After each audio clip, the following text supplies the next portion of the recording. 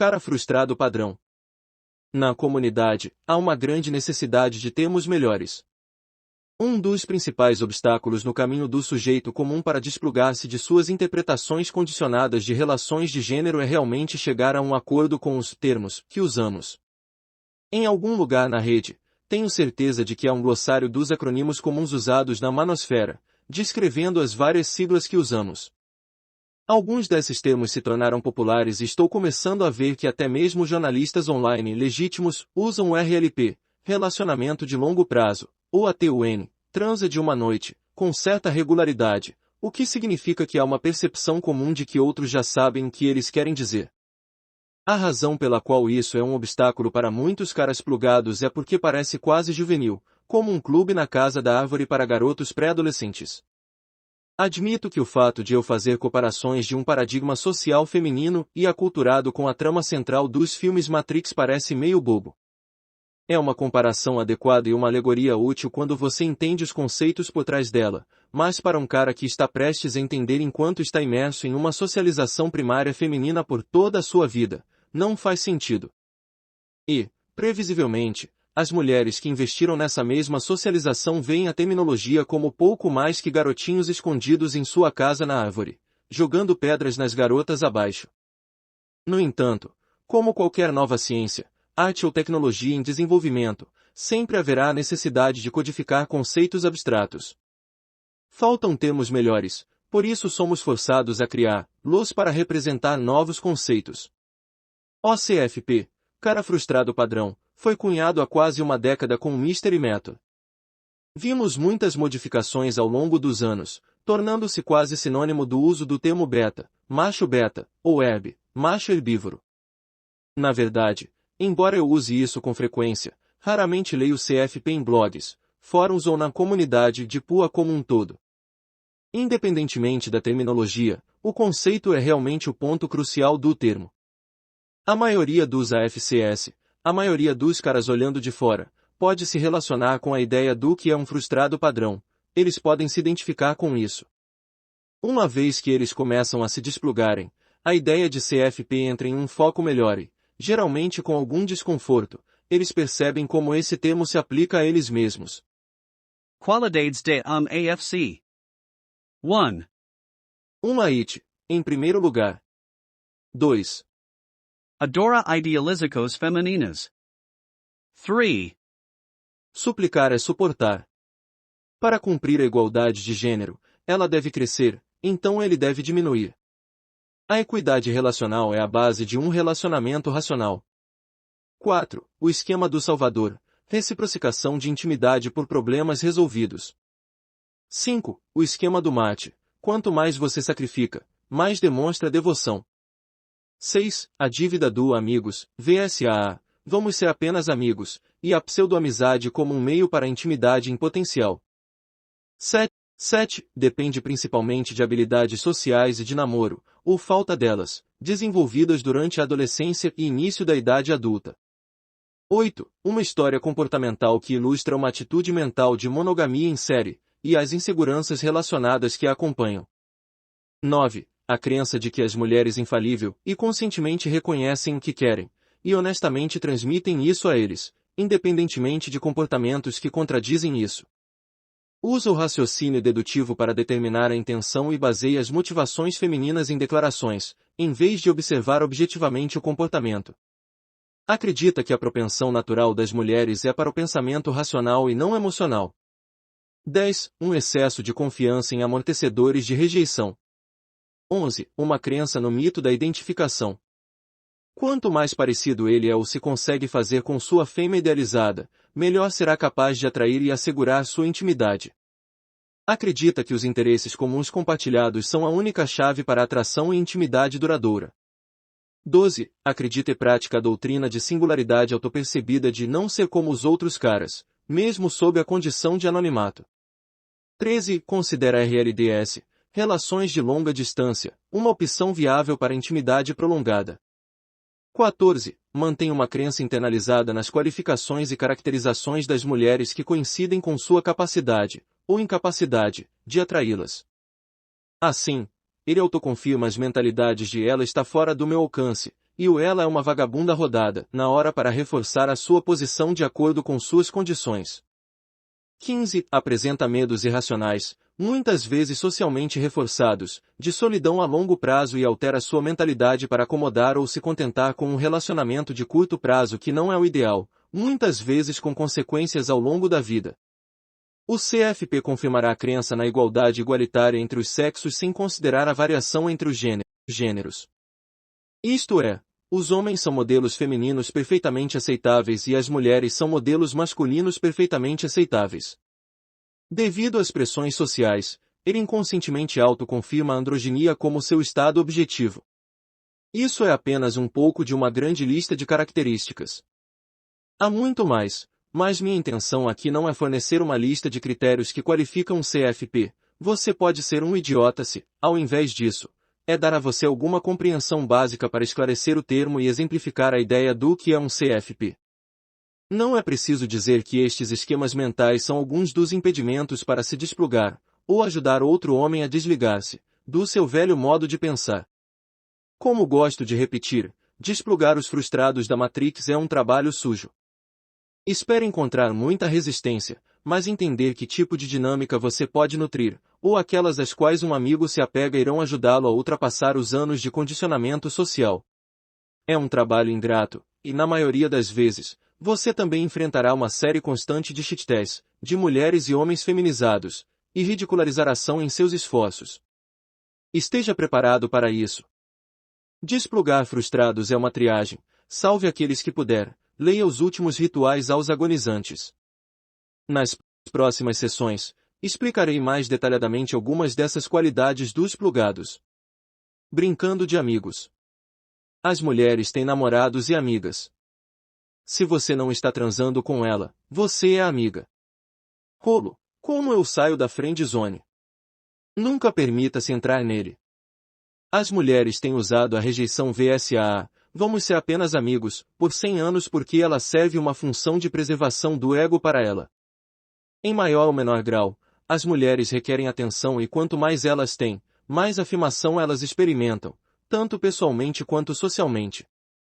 A rejeição VSAA é uma convenção social que classicamente garante que uma mulher possa rejeitar um homem e ainda assim manter sua atenção anterior. Ela também coloca a responsabilidade pela rejeição de volta em seus ombros, uma vez que, se ele recusar a oferta de amizade, ele é, então, o responsável por ter entretido essa amizade. Isso, é claro, tem o potencial de sair pela culatra para as mulheres hoje em dia, já que a resposta padrão do CFP será aceitar uma rejeição VSAA na esperança errônea de provar ser digno de sua intimidade sendo o namorado substituto, perfeito, cumprindo todos os pré-requisitos de atenção e lealdade dela, sem expectativa de que ela retribua com sua própria intimidade. Eu também devo salientar que esta situação é análoga a homens usando mulheres como amigas de foda satisfazendo todas as suas necessidades de disponibilidade sexual sem nenhuma expectativa de compromisso recíproco.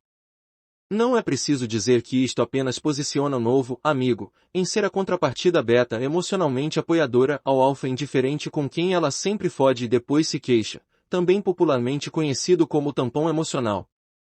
A rejeição VSAA também serve como uma preservação de ego para ela no sentido de que, após ter oferecido o falso ramo de oliveira da amizade a ele em sua rejeição, ela também pode dormir aquela noite sabendo que ela, e qualquer uma de suas companheiras, não pensará mal sobre ela. Afinal, ela se ofereceu para ser amiga, certo? Ela é absolvida de qualquer sentimento de culpa pessoal ou de qualquer responsabilidade por seus sentimentos, se ela ainda quiser permanecer amigável com ele. Os homens recebem uma rejeição VSAA por causa de um processo. Estes são os caras com a mentalidade de ser amigos em primeiro lugar. Os caras que colocam muita ênfase em uma mulher só, e a esperam até o momento perfeito para tentar chegar à intimidade, no ponto em que sua rejeição mais confortável, amortecedor, é a VSAA. Isso é feito ainda mais fácil para ela por causa do processo que o cara usou para chegar a esse ponto. Mentalidade sniper. Praticamente todos os caras que chegam ao ponto de uma rejeição VSAA chegam a ele porque eles estão alinhados com alguma variação do que eu chamo de mentalidade sniper. Eles esperam pacientemente pelo seu alvo, esquecendo de todos os outros, constantemente tentando provar sua qualidade ao fazê-lo, o que significa que eles enfatizam um nível de conforto e tentam ser amigos antes dos amantes. Em essência, eles acreditam que a dessexualização irá torná-los mais atraentes, em virtude de não serem como outros caras, porque eles acreditam que a mulher deve estar confortável com eles antes de iniciar a intimidade. Uma vez que o CFP chega a um ponto em que ele tem coragem suficiente para iniciar a interação, e ele sente que ela deveria estar confortável o suficiente para apreciá-lo como material para namoro, o sniper atira. O problema desse processo é que ele evita os estágios essenciais de atração e o desconforto e a tensão sexual necessários para a intimidade, e segue diretamente para um relacionamento caloroso, familiar, confortável, e, em última análise, antissedutor, exatamente o oposto da excitação. Se você pensar sobre isso em termos de sexo, está é a fase logo após o clímax, quando ela quer se aconchegar, deitar de conchinha, e ser envolvida em seu conforto agradável e seguro induzido pela oxitocina. Este é o oposto do estágio de excitação abastecido por testosterona, suado, ansioso e desconfortável, antes dessa descarga. Então, em termos de amizade, e da mentalidade sniper, você pulou a excitação e foi direto ao conforto. Você é percebido como um bicho de pelúcia que ela pode abraçar e depois colocar de volta na cama. Assim, quando aquele animal de pelúcia previamente platônico fica de pau duro e diz "acho que devemos transar", a reação dela é pensar que tudo o que você fez por ela até aquele momento foi um grande truque. Meu Deus, tudo o que você queria era sexo o tempo todo. Sua resposta mais previsível é a rejeição VSA. O campo já foi preparado por você. É apenas um passo muito fácil para ela ficar nesse conforto suspenso. Não podemos ser apenas amigos. E, em seguida, o ciclo se repete. O CFP acredita que VSA é uma oferta genuína, não uma rejeição, e depois volta para a mentalidade sniper. Ele não deve ter sido convincente o suficiente para provar seu valor para ela e, portanto, retorna para provar que é o namorado perfeito até que ele mais uma vez pressiona sua intenção de intimidade após outro período. Tudo isso acontece rapidamente até que ela se torna íntima de um namorado real, e ou ele adquire um novo alvo depois de perceber que seus esforços com a garota do VSA não estão dando frutos. A friendzone. O problema com muitos dos conselhos de friendzone que as mulheres tendem a oferecer é que eles lançam dúvidas sobre a rejeição VSA ser de fato uma rejeição, e não uma oferta genuína de amizade. Para o que eu vou dizer, a única razão pela qual a zona de amizade é um problema tão comum entre homens e mulheres por tanto tempo é porque ela tem sido repetida tão regularmente e o resultado é tão previsível quanto uma rejeição. O comportamento de uma mulher é sempre o único indicador de sua intenção e, portanto, quando uma rejeição como a VSA tem sido tão consistentemente encontrada com o mesmo resultado e comportamento, como evidenciado por milhões de histórias idênticas de homens, é prudente que um homem se comporte igualmente. A resposta padrão de um homem deve sempre sair da situação de VSA. A razão para isso é porque serve ao seu melhor interesse, quer ela o esteja testando ou a rejeitando. Se ele está confiante o suficiente em si mesmo para se afastar do ambiente sexualmente tenso, ele se mostra como decisivo o suficiente para se colocar acima de ser manipulado assim. Isto é, ele a deixa com a impressão de que ele é o prêmio, possivelmente tem contatos com melhores mulheres em potencial e está confiante o suficiente para tirar suas atenções dela e, assim, passar em qualquer shit test que ela possa ter sugerido, ao colocar a responsabilidade de reconexão nela, onde ela deveria estar, de qualquer forma. Se ela de fato teve uma mudança de opinião, sua prerrogativa, lembra? E está usando o VSA como um meio para rejeitá-lo, ele ainda se beneficia de todas as alternativas acima e planta a semente da dúvida nela sobre sua inicial estimativa de sua aceitabilidade pela intimidade dela. Mesmo que ela não esteja realmente interessada no cara, ele se afasta de pé, e não de joelhos, brincando de amigo, com ela, e perdendo ainda mais tempo que poderia ser bem melhor gasto com oportunidades mais produtivas. É realmente uma das poucas situações de ganha-ganha no jogo para um cara fazer uma retirada completa de suas atenções quando ele é confrontado com um VSA. As mulheres sabem muito bem como um VSA coloca pressão social em um cara para aceitar o que basicamente equivale a um ultimato de provas sociais negativas, e isso é um shit test e tanto, não importa qual seja sua real intenção. Se o cara recusar sua oferta de amizade, Ele é o idiota, não ela. Mas o cara que pode fazer o que o senso comum e o instinto apontam para ele será o único a ter sucesso, com ela, outras mulheres e ele mesmo. Confronto. A inclinação natural do ser humano é evitar o confronto. Quando um homem faz uma aproximação à intimidade com uma mulher, isso se torna um confronto. Se ela não tem certeza da aceitabilidade sexual de um homem para sua intimidade, ela deve recorrer a comportamentos psicossociais aprendidos para difundir esse confronto.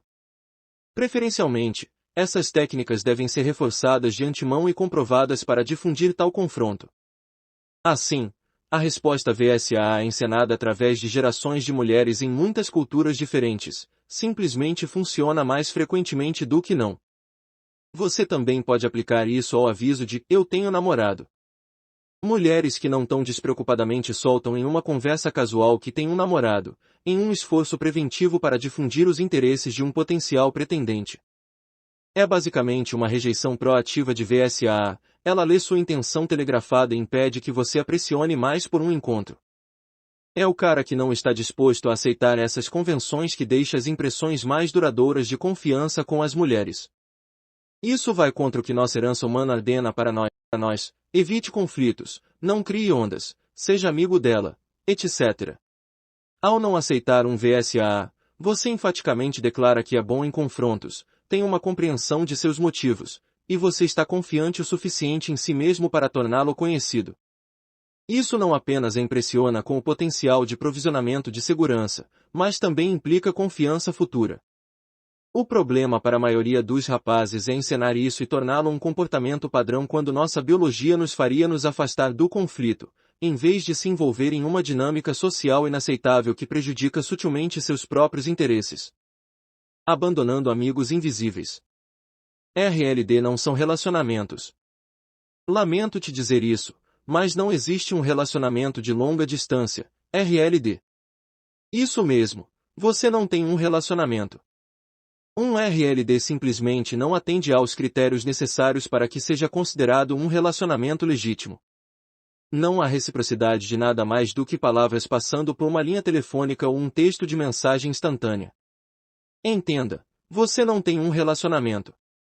Você tem uma responsabilidade assumida e internalizada em ser fiel a essa pessoa, essa idealização que está em sua cabeça. Você está entretendo um compromisso com a fidelidade com uma idealização, ignorando que todo mundo fora do seu RLD lhe dirá que é insanidade. Os RLDS são uma das formas mais insidiosas de uma IT. RLDS são a forma mais facilmente identificável de uma IT, e seria ridículo se não fosse tão prejudicial para a maturação da vida de um cara. O homem dos RLD geralmente sacrifica anos de sua vida neste esforço lamentável para perseguir sua alma gêmea, do outro lado do planeta ou até mesmo a 100 quilômetros de distância. O próprio pensamento de refutar a ideia de que um RLD pode funcionar é equiparável a negar sua crença nessa idealização alimentada por uma IT que ele engoliu pela maior parte de sua vida.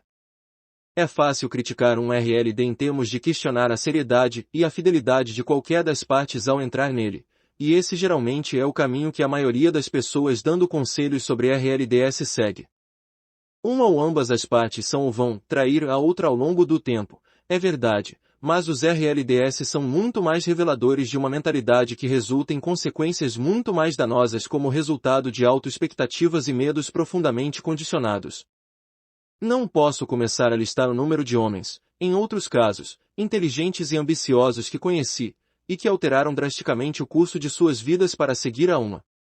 Homens que mudaram de curso na faculdade, que selecionaram ou mudaram de universidade, homens que se candidataram a empregos em estados que nunca teriam considerado, aceitaram empregos que são inferiores às suas ambições ou qualificações, homens que renunciaram a antigas religiões e homens que se mudaram para o outro lado do planeta em um esforço para acomodar melhor uma mulher idealizada com quem eles jogaram pseudo-namorado em um RLD.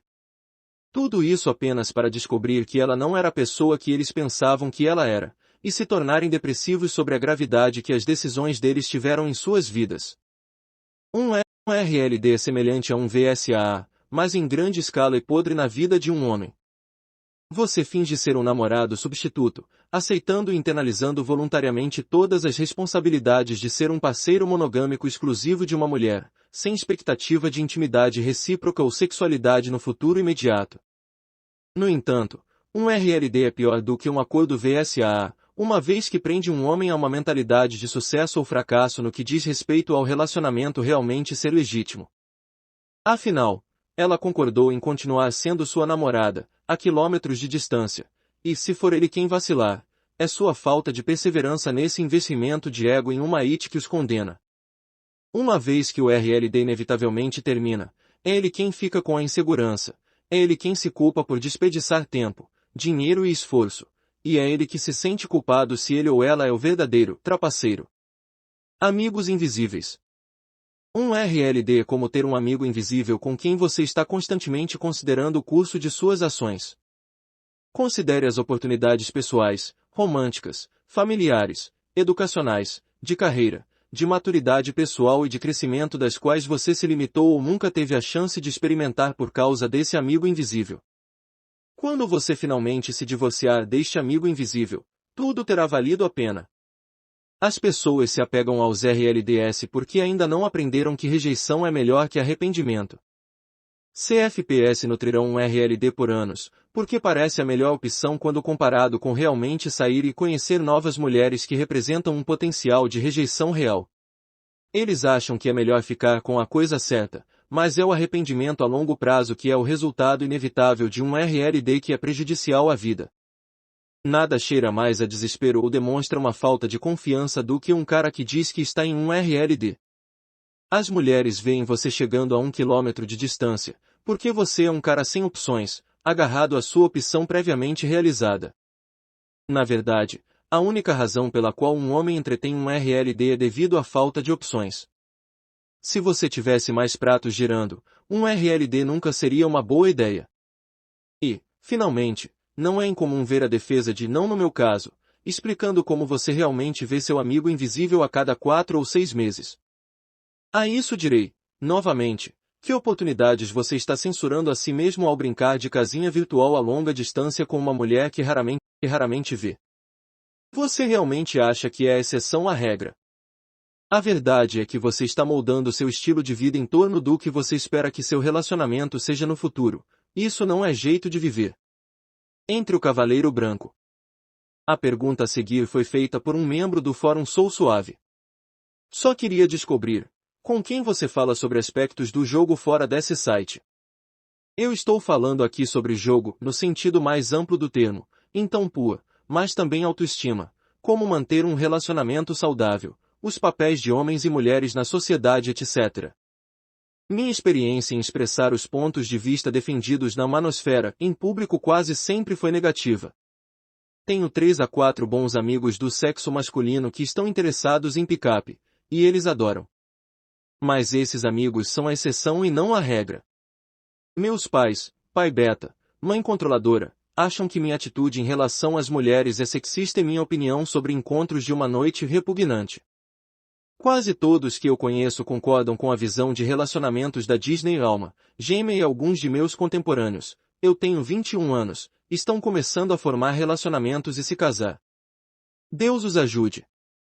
Conversar com garotas na cama sobre o que elas acham atraente em um homem é interessante, mesmo que apenas para ver até que ponto elas se iludem, mas, em última instância, é contraproducente, já que uma mulher, tacitamente, espera que um homem saiba como expressar sua sexualidade. Podemos, como homens, falar sobre essas coisas em público. Quais são as suas experiências? Antes de começar, deixe-me dizer que acho encorajador ver uma questão tão perspicaz sendo levantada por um homem tão jovem. Do filme Matrix. Morpheus, a Matrix é um sistema, Neo. Esse sistema é nosso inimigo. Mas quando você está dentro, você olha em volta, o que você vê? Empresários, professores, advogados, carpinteiros. As próprias mentes das pessoas que estamos tentando salvar. Mas até que o façamos, essas pessoas ainda fazem parte desse sistema e isso faz delas nosso inimigo. Você tem que entender, a maioria dessas pessoas não está pronta para ser desconectada. E muitos deles estão tão acostumados, tão desesperadamente dependentes do sistema, que lutarão para protegê-lo. Cada frustrado ao alcance da conversa sobre o jogo, sobre a sua maneira mudada de ver as relações intergênero, sobre suas observações críticas mais objetivas de como as mulheres são, etc. Entenda, esse frustrado espera todos os dias por uma oportunidade para corrigir você de uma forma tão pública quanto ele é capaz de fazer. Aquela CFP foi alimentado com uma dieta constante de intenção nobre, com ambições de conquistar a intimidade de uma mulher através de sua forma única de cavalheirismo. Aquele cara, ele está ansioso por uma oportunidade de provar sua qualidade, publicamente corrigindo um vilão como você pelo seu chauvinismo masculino. Mesmo sob as condições de anonimato relativo, como a internet, ele ainda se apega a essa vontade de provar sua singularidade apenas pela chance de que uma mulher possa ler sua resposta e ser fatalmente atraída por ele. Este é o pão e a manteiga do White Knight Beta. É melhor presumir que a maioria dos caras que observam apenas a sua vibe de jogo, mesmo que não seja dito abertamente, vão ficar do lado do imperativo feminino por padrão. Para os praticantes do jogo beta, ou seja, a melhor parte de 90% dos rapazes, esta é uma oportunidade orgânica para se identificar com as mulheres e se engajar nas mesmas convenções que as mulheres usam sem o medo de que elas pareçam inventadas. Agora está é a mecânica da situação, mas o buraco do coelho é mais profundo do que isso. Para o jogo beta em que nosso nobre cavaleiro branco está tão investido funcionar, ele depende de um sistema assumido. Ele depende de reafirmar sua compreensão presumida de como melhor alcançar a intimidade de uma mulher, sexo. Ele deve reafirmar essa presunção, defendendo-a e procurando oportunidades para mostrar que ele adere ao imperativo feminino, ou a versão do imperativo que ele foi ensinado a acreditar. Seu jogo, sua identidade ego-investida é literalmente dependente desse sistema. Então, ele não está apenas defendendo seu jogo e seu ego, ele também está defendendo a arquitetura social que torna seu jogo beta possível. Entenda, quando um CFP se apega aos esquemas mentais que compõem sua mentalidade, isso exige uma necessidade constante de afirmação e reforço, particularmente à luz de sua flagrante falta de sucesso verificável com as mulheres, enquanto se apega e se comporta de acordo com essa mentalidade. CFPs são como caranguejos em um barril, uma vez que um chega ao topo para sair, outro arrasta-o de volta para dentro. O CFP precisa de outros CFPs para afirmar a sua falta flagrantemente óbvia de sucesso. Ele precisa de outros AFCS para dizer a ele, não se preocupe, apenas seja você mesmo, ou ela simplesmente não é uma mulher de qualidade porque não consegue ver como você é um cara bacana. Então, quando um CFP finalmente consegue um segundo encontro, e finalmente, transa, isso se torna a validação final de sua mentalidade. Veja, você só tem que ser um cara legal paciente, e a uma certa realmente aparece. É aí que ele se sente o dono da verdade e pode começar a dizer a seus amigos praticantes de PUA que seu jogo funciona, e ele finalmente está dando umas, sem precisar de toda aquela baboseira de masculinidade positiva. Na verdade, ele descarta através de racionalizações todas as condições que o levaram a conseguir a namorada, e a falha fundamental que ele está simplesmente se contentando com uma mulher, que foderia com ele, mas isso não o impede de reivindicar um terreno moral elevado. Sua longa espera acabou e ele finalmente acertou na mega-sena do Cavaleiro Branco. O sistema da honra.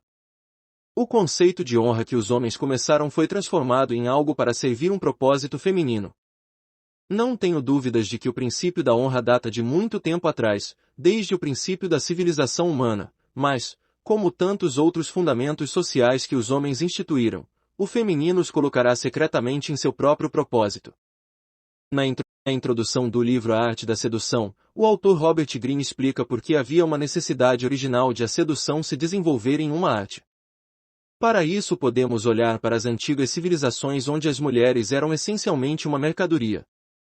Elas não tinham nenhum poder externo para controlar seus destinos, mas eles se destacavam, e ainda o fazem, no poder psicológico interno disfarçado, e isso, é claro, encontra um paralelo nos métodos de comunicação preferidos pelos homens e mulheres. A principal agência feminina sempre foi a sexualidade e a manipulação da influência por seus meios.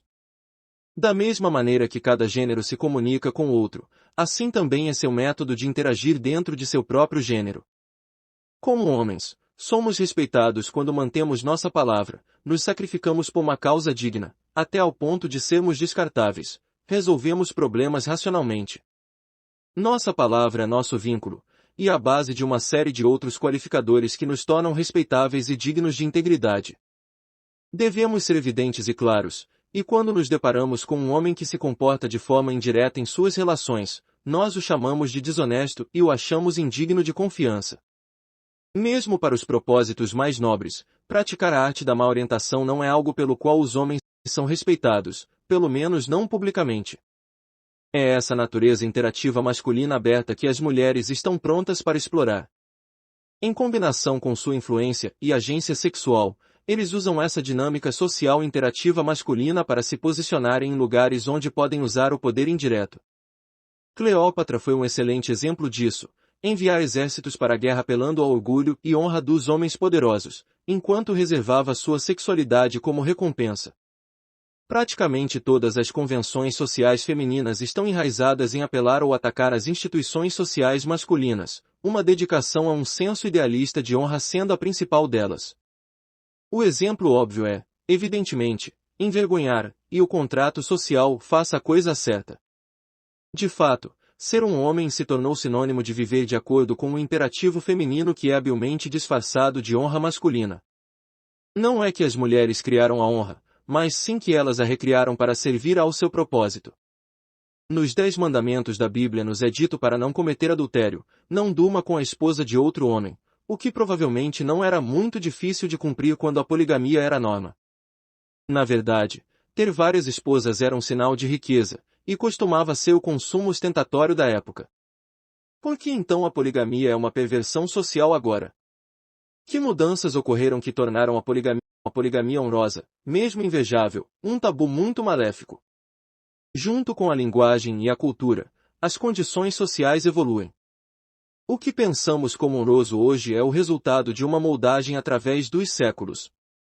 É muito fácil romantizar sobre os momentos em que a honra entre os homens reinava suprema, em seguida, lamentar o triste estado da sociedade de hoje em comparação, mas fazer isso é coisa de tolo.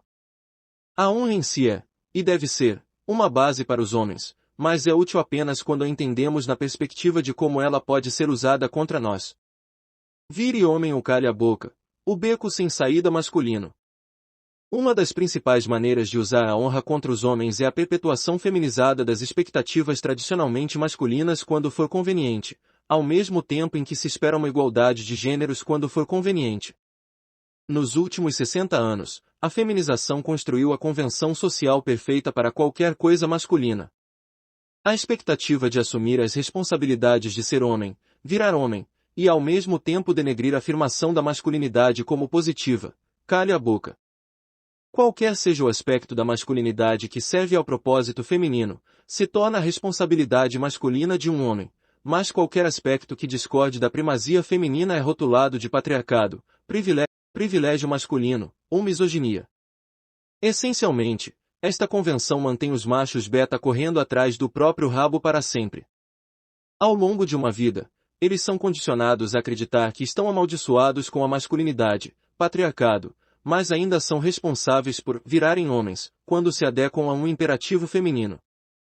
Portanto, não surpreende ver que metade dos homens da sociedade ocidental acredita que as mulheres dominam o mundo, impotência masculina, enquanto as mulheres se queixam de um patriarcado persistente, impotência feminina, ou, pelo menos, de sentimentos dela. Isso é um dilema escrito em larga escala. O cara que de fato vira homem é um patriarcalista, chauvinista, misógino, mas ele ainda precisa virar homem quando é conveniente atender às necessidades de um imperativo feminino.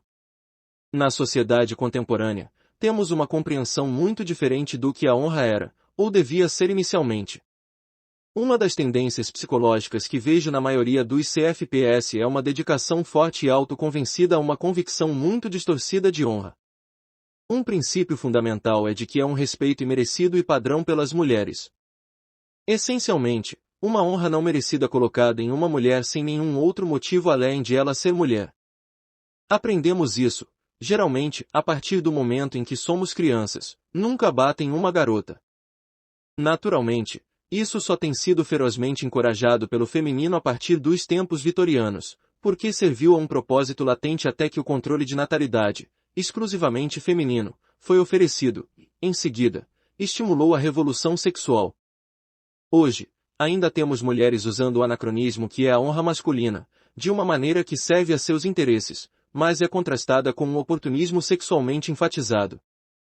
A responsabilidade de um homem deve ser honrá-la como o sexo mais frágil, enquanto reconhece sua independência.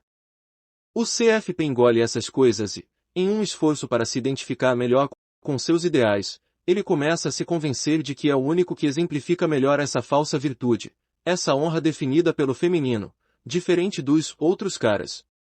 O esquema do Salvador. Toda vez que um homem está sendo gentil com você, ele está te oferecendo pau. Isso é tudo. Posso pegar isso para você. Que tal um pouco de pau? Posso te ajudar com isso. Posso te ajudar com um pouco de pau. Você precisa de um pau. Chris Rock. O esquema do Salvador, a expectativa masculina beta de reciprocidade de intimidade, geralmente sexual, por problemas femininos resolvidos. Este é um comportamento aprendido, desenvolvido que resulta do impulso natural dos homens para procurar dedutivamente a solução mais racional para um problema. É uma lógica linear. Eu preciso de sexo, mais as mulheres têm o sexo, mais eu preciso descobrir o que é necessário para eu conseguir sexo com as mulheres, mais eu vou me comportar, incorporar e me identificar com tais requisitos, igual a mulher irá retribuir com sua intimidade sexual. Não é preciso dizer que isto é simplista, na melhor das hipóteses, mas é a causa da maioria das frustrações dos homens com as mulheres. Os homens tendem a acreditar que as mulheres responderão tão racionalmente quanto eles mesmos ao se qualificariam para os seus desejos declarados. A manosfera está cheia de homens que podem dizer que isso simplesmente não é o caso por várias razões, mas, infelizmente, eles ainda acham que as mulheres devem cumprir e honrar seu acordo implícito. A falha fundamental do esquema do Salvador, também conhecido como Capitão Salva-Putas, é que é essencialmente uma intimidade negociada, e a intimidade negociada nunca é genuína. Você pode consertar o pneu furado de uma mulher, ajudá-la a sair de um aperto financeiro, fazer uma boa lasanha, dar-lhe o ombro perfeito para chorar, tomar conta de seus filhos e ouvi-la por horas ao telefone, e ela ainda vai transar com o namorado motoqueiro fora da lei porque sua intimidade com ele é desejo genuíno, não negociado e não comprometido. Ela quer fazer sexo com ele, ela não lhe deve sexo.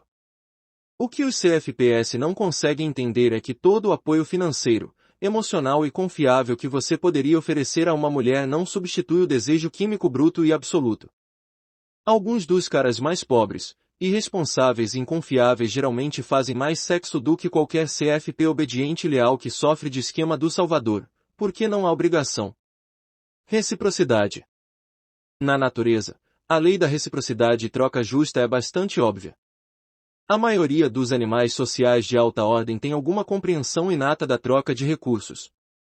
Na verdade, você poderia argumentar que a união de pares, a estrutura familiar e os coletivos sociais são, em grande parte, baseados nesse acordo de troca compartilhada. Assim, é lógico que no curso da evolução humana também desenvolvemos essa ligação psicológica inata, tornando os homens propensos a dedutivamente vê-la como a menor distância entre o que temos e o que queremos. As dificuldades surgem quando, talvez inteligentemente, as mulheres aprendem a usar secretamente essa psicologia inata da troca dentro do contexto de uma estrutura social que lhes dá uma vantagem de recurso por pouca ou nenhuma troca própria. Assim, as mulheres modelaram uma norma social que reflete a posição de descartabilidade natural dos homens, e colocaram suas atenções e intimidades como recursos inatacáveis, tão valiosos que nenhum esforço da parte de um homem pode abertamente merecê-la. Quando uma mulher fica horrorizada com a noção de que deve ser obrigada a fazer sexo com um homem em troca de um jantar e um filme, mesmo em após várias ocasiões, essa convenção social é a raiz desse insulto. A dinâmica do protetor. É claro que o outro lado desse argumento é a dinâmica do protetor, que é a propensão natural de um homem em querer fornecer proteção à sua cônjuge. Ao longo de nossa história evolutiva, certos comportamentos psicobiológicos mostraram-se benéficos para a sobrevivência de nossa espécie. Liberações hormonais específicas estimulam diferentes emoções e reações comportamentais como resposta aos nossos ambientes. As mulheres, por exemplo, produzem volumes maiores de ocitocina e estrogênio, provocando assim uma sensação instintiva natural de bem-estar e a vontade de alimentar seus filhos, que também, curiosamente, é liberada após o orgasmo feminino. O mesmo é verdade para os homens. Sendo geralmente fisicamente mais fortes e possuindo de 12 a 17 vezes os níveis de testosterona das mulheres, os homens desenvolveram coquetéis químicos próprios e, portanto, sentem um instinto de proteção natural quando ativados. O conflito surge quando o CFP confunde esta dinâmica do protetor com o esquema do salvador. Os sentimentos naturais derivados de sua bioquímica servem apenas para reforçar sua mentalidade salvadora e solidificá-la como parte de sua personalidade. Mesmo quando o comportamento repetido de uma mulher contradiz diretamente essa noção de intimidade recíproca por ajuda, ou sua ideia de proteção, o esquema do salvador apenas a racionaliza como sendo inconsistente com uma única mulher individual. Esta então é a raiz do esquema do cavaleiro branco, troca de proteção pela intimidade, ou seja, sexo. E, mais uma vez, as mulheres habilmente, quase subconscientemente, usam essa dinâmica para organizar uma troca de recursos benéfica, mas desigual. Amizade entre gêneros. Desde que Harry e Sally, feitos um para o outro, foi lançado, há um zumbido constante sobre a validade das amizades entre gêneros. Até mesmo sugerir que homens e mulheres não podem ser amigos estritamente platônicos e maduros é convidar à reprovação de uma sociedade que foi mergulhada em noções de igualdade igualitária. Se homens e mulheres são fundamentalmente os mesmos, não deve haver impedimento para desenvolver e manter uma amizade em termos semelhantes a uma amizade do mesmo sexo. Embora seja tolice pensar que amizades entre gêneros não são possíveis, é importante entender que homens e mulheres não podem ser amigos no do jeito, ou na medida em que a maioria das pessoas percebe que a amizade entre pessoas do mesmo sexo é. Agora a resposta natural para isso é eu tenho muitas amigas, ou o que você está tentando dizer, eu não posso ter amigas, todas elas têm que ser inimigas. O que obviamente é a resposta padrão binária, preto ou branco, tudo ou nada, e o CFP treinado acha que qualquer um que sugira que as relações de homens e mulheres como amigos poderia ser algo menos que equitativo e gratificante está apenas manifestando um pensamento chauvinista neandertal. No entanto, eles estão incorretos, não porque você não possa querer realmente ser amigo de uma mulher. Existem diferenças fundamentais nas maneiras pelas quais homens e mulheres veem a amizade dentro da estrutura de seu próprio sexo e as maneiras como isso se transfere para o conceito de amizade entre gêneros.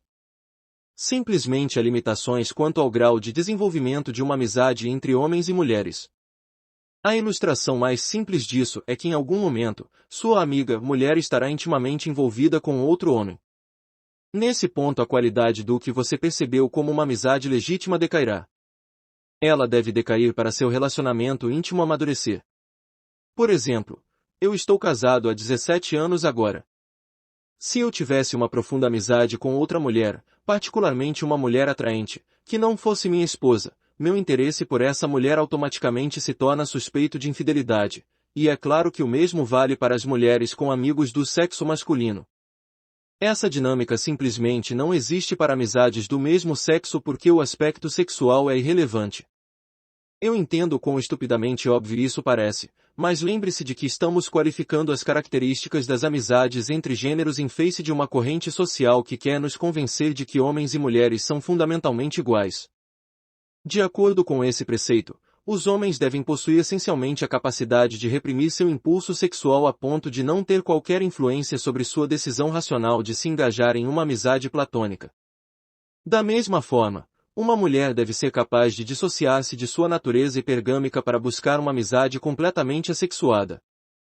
E ambos os sexos devem buscar a amizade para seu enriquecimento mútuo, no entanto, a realidade conta uma história diferente. Amigas. Tudo isso não quer dizer que você não pode ter amizades femininas, ou que você deve necessariamente ser rude ou ignorar todas as mulheres com desprezo. Isso é pensamento binário mais uma vez, mas é dizer que o grau ou a qualidade da amizade que você pode experimentar com mulheres, como homem, em comparação com amizades do mesmo sexo sempre será limitado devido a diferenças sexuais. A maioria dos homens só se envolve em amizades com mulheres que inicialmente acham atraentes e que, é claro, são influenciadas por sua atração por aquela mulher. Tenho certeza de que o cartão, não no meu caso, será invocado, seguido de uma história sobre quanto uma exceção à regra você é. Ao que direi, mesmo que você seja legitimamente, não faz diferença, porque a própria natureza de uma amizade intergênero sempre será limitada por diferenças sexuais. Mesmo se você puder legitimamente argumentar que você não é agora, ou não era no passado, atraído por sua amiga do sexo oposto, seus outros relacionamentos íntimos intergêneros ainda modificarão e ou limitarão a profundidade dessa amizade. Até as melhores amizades, mais assexuadas, platônicas, entre homens e mulheres estarão sujeitas a mitigação baseada no sexo. Por exemplo, tenho certeza de que você ficaria com ciúmes e suspeitaria de sua namorada se ela estivesse passando algum tempo de qualidade com outro amigo homem. É simplesmente tempo gasto com outro homem que não é você e você sempre questionará seu desejo de fazê-lo em favor de passar o tempo com você. Tenha em mente que também é importante considerar como as mulheres se relacionam com seus amigos do mesmo sexo como um modelo para suas amizades entre gêneros. Lembre-se de que cada sexo usa o mesmo modelo de amizade que usa para amizades intragêneros para basear seus entendimentos e expectativas para uma amizade intergênero. Pouquíssimos homens têm paciência para descobrir como as mulheres interagem com suas amigas, então elas optam pela resposta fácil que o igualismo lhes dá: somos todos iguais, então seus amigos homens são os mesmos que as mulheres. Qualquer cara que esteja no inferno secular de ser o amigo de telefone de uma mulher sabe que isso não é verdade. As amigas têm uma dinâmica muito diferente da dos homens para a amizade que os homens, mas da mesma forma, e por meio de seu solipsismo inato, ela está supondo que suas amizades intersexuais seguirão um modelo semelhante ao de suas amigas. E por que as mulheres não esperariam que seus amigos homens obedecessem ao modelo de amizade? Em um mundo centrado no feminino, faz sentido prático para os homens se realinharem ao quadro de amizade das mulheres. Os homens tolerarão muito prontamente comportamentos e atitudes das amigas pelos quais eles chegariam a golpes físicos com seus amigos do sexo masculino se eles fizessem o mesmo. Como a prerrogativa de manter essa amizade é, por padrão, moldada em um quadro centrado no feminino, as mulheres, geralmente, nem sequer pensariam em alterar suas próprias interpretações de amizade para acomodar uma perspectiva masculina. Tire isso da sua cabeça agora que você está na chamada zona de amizade com qualquer mulher. Não há zona de amizade, há apenas o limbo entre você ser enganado que uma menina é realmente um amigo em um nível semelhante aos seus amigos do mesmo sexo e o seu entendimento de que assim que ela se torna íntima com outro cara suas atenções se tornarão um estorvo para qualquer relação que ela queira ter com um novo interesse sexual e ela o afasta, ou você faz o mesmo quando se torna tão envolvido com outra garota. O vinho feminino. Muitos caras se apegam a essa noção equivocada de que podem transformar uma amizade feminina em ação com uma de suas amigas mais gostosas. Você pode até ter exemplos legítimos em que isso pode ter acontecido, mas para cada um deles, mostrarei uma garota que teria fudido você, independentemente de você ter ou não uma amiga mútua para te promover. Essa amizade pode ter sido um pivô conveniente para outra garota gostosa, mas não foi a amizade intergênero anterior que fez com que vocês transassem.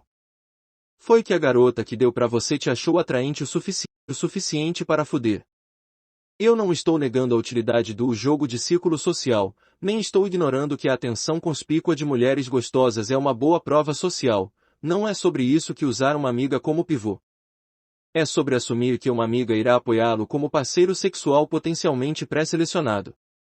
Você pode pensar que é uma boa prova social ter uma amiga gostosa te apoiando como uma boa opção para suas outras amigas, mas as mulheres falam. Na verdade, é tudo o que elas fazem na maior parte do tempo.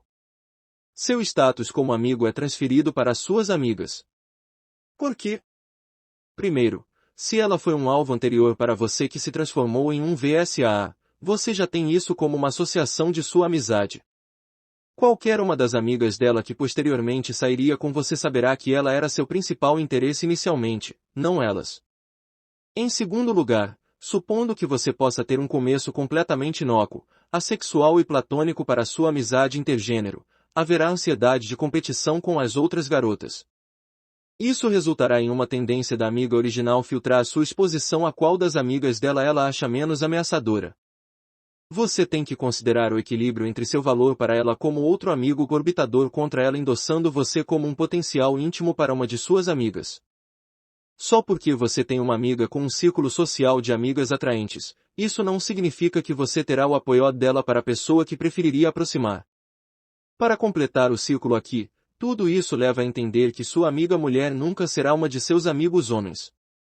Esta noção boba é fundada na expectativa de que sua amiga manterá os mesmos interesses e terá as mesmas reações que seus amigos do sexo masculino.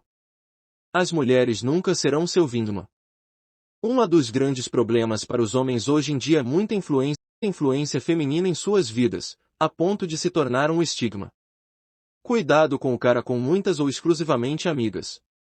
Isso pode ser um ótimo enredo de filmes estúpidos, mas a maioria das mulheres desconfia de caras com tantas amigas que elas questionam ser capazes de se relacionar e ser homens. Parte de ser alfa é sua facilidade com interações masculinas. Se todos os seus amigos são mulheres, isso faz com que seu status alfa seja questionado por uma mulher. Wingman é uma expressão americana que significa o cara que te ajuda com as mulheres. O copiloto, desenrolador, ou algo do tipo. Na falta de uma tradução, e por aparecer pouco, deixei como no original. Desfazendo o feitiço. As mulheres conseguem os homens que merecem. Um ponto que tento fazer em minhas visitas aos blogs dedicados à dinâmica intergênero é ler artigos de muitas perspectivas diferentes. Quando tenho tempo, busco ativamente artigos que sei que discordarei. Acho que é muito fácil ficar preso ao hábito de procurar blogueiros, artigos e estatísticas que reafirmam nossas próprias opiniões particulares. Mesmo dentro dos círculos com os quais estaríamos inclinados a concordar, muitas vezes haveria muitos pontos de vista conflitantes, como o conflito recente que coloca os MRAs, ativistas dos direitos dos homens, contra os PUAs, artistas de picape, ou o jogo versus MeToo, homens seguindo seu próprio caminho. Eu comecei meu próprio blog com a intenção de estudar as razões pelas quais as dinâmicas sociais e psicológicas intergêneras evoluem, a quais funções elas servem, e para desenvolver contingências ou métodos acionáveis de melhorar a vida usando essas informações. Esse é realmente o núcleo do jogo.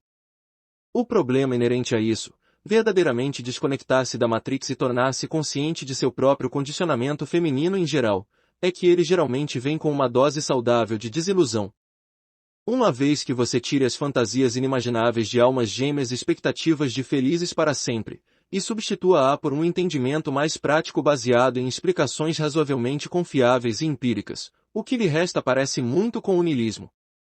Mesmo para os realistas mais firmes entre a comunidade, ainda existe o desejo de querer aplicar, ainda que levemente, algum tipo de pensamento mágico ao processo de conexão com outro ser humano.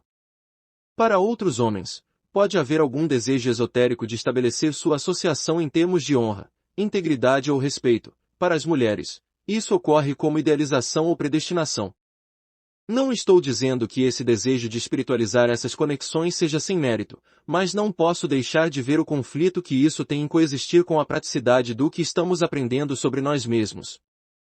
Apenas nos últimos 30 anos, entendemos as naturezas bioquímicas e hormonais de nossas emoções. Sabemos que um hormônio como a ocitocina induz sentimentos de confiança e promove carinho.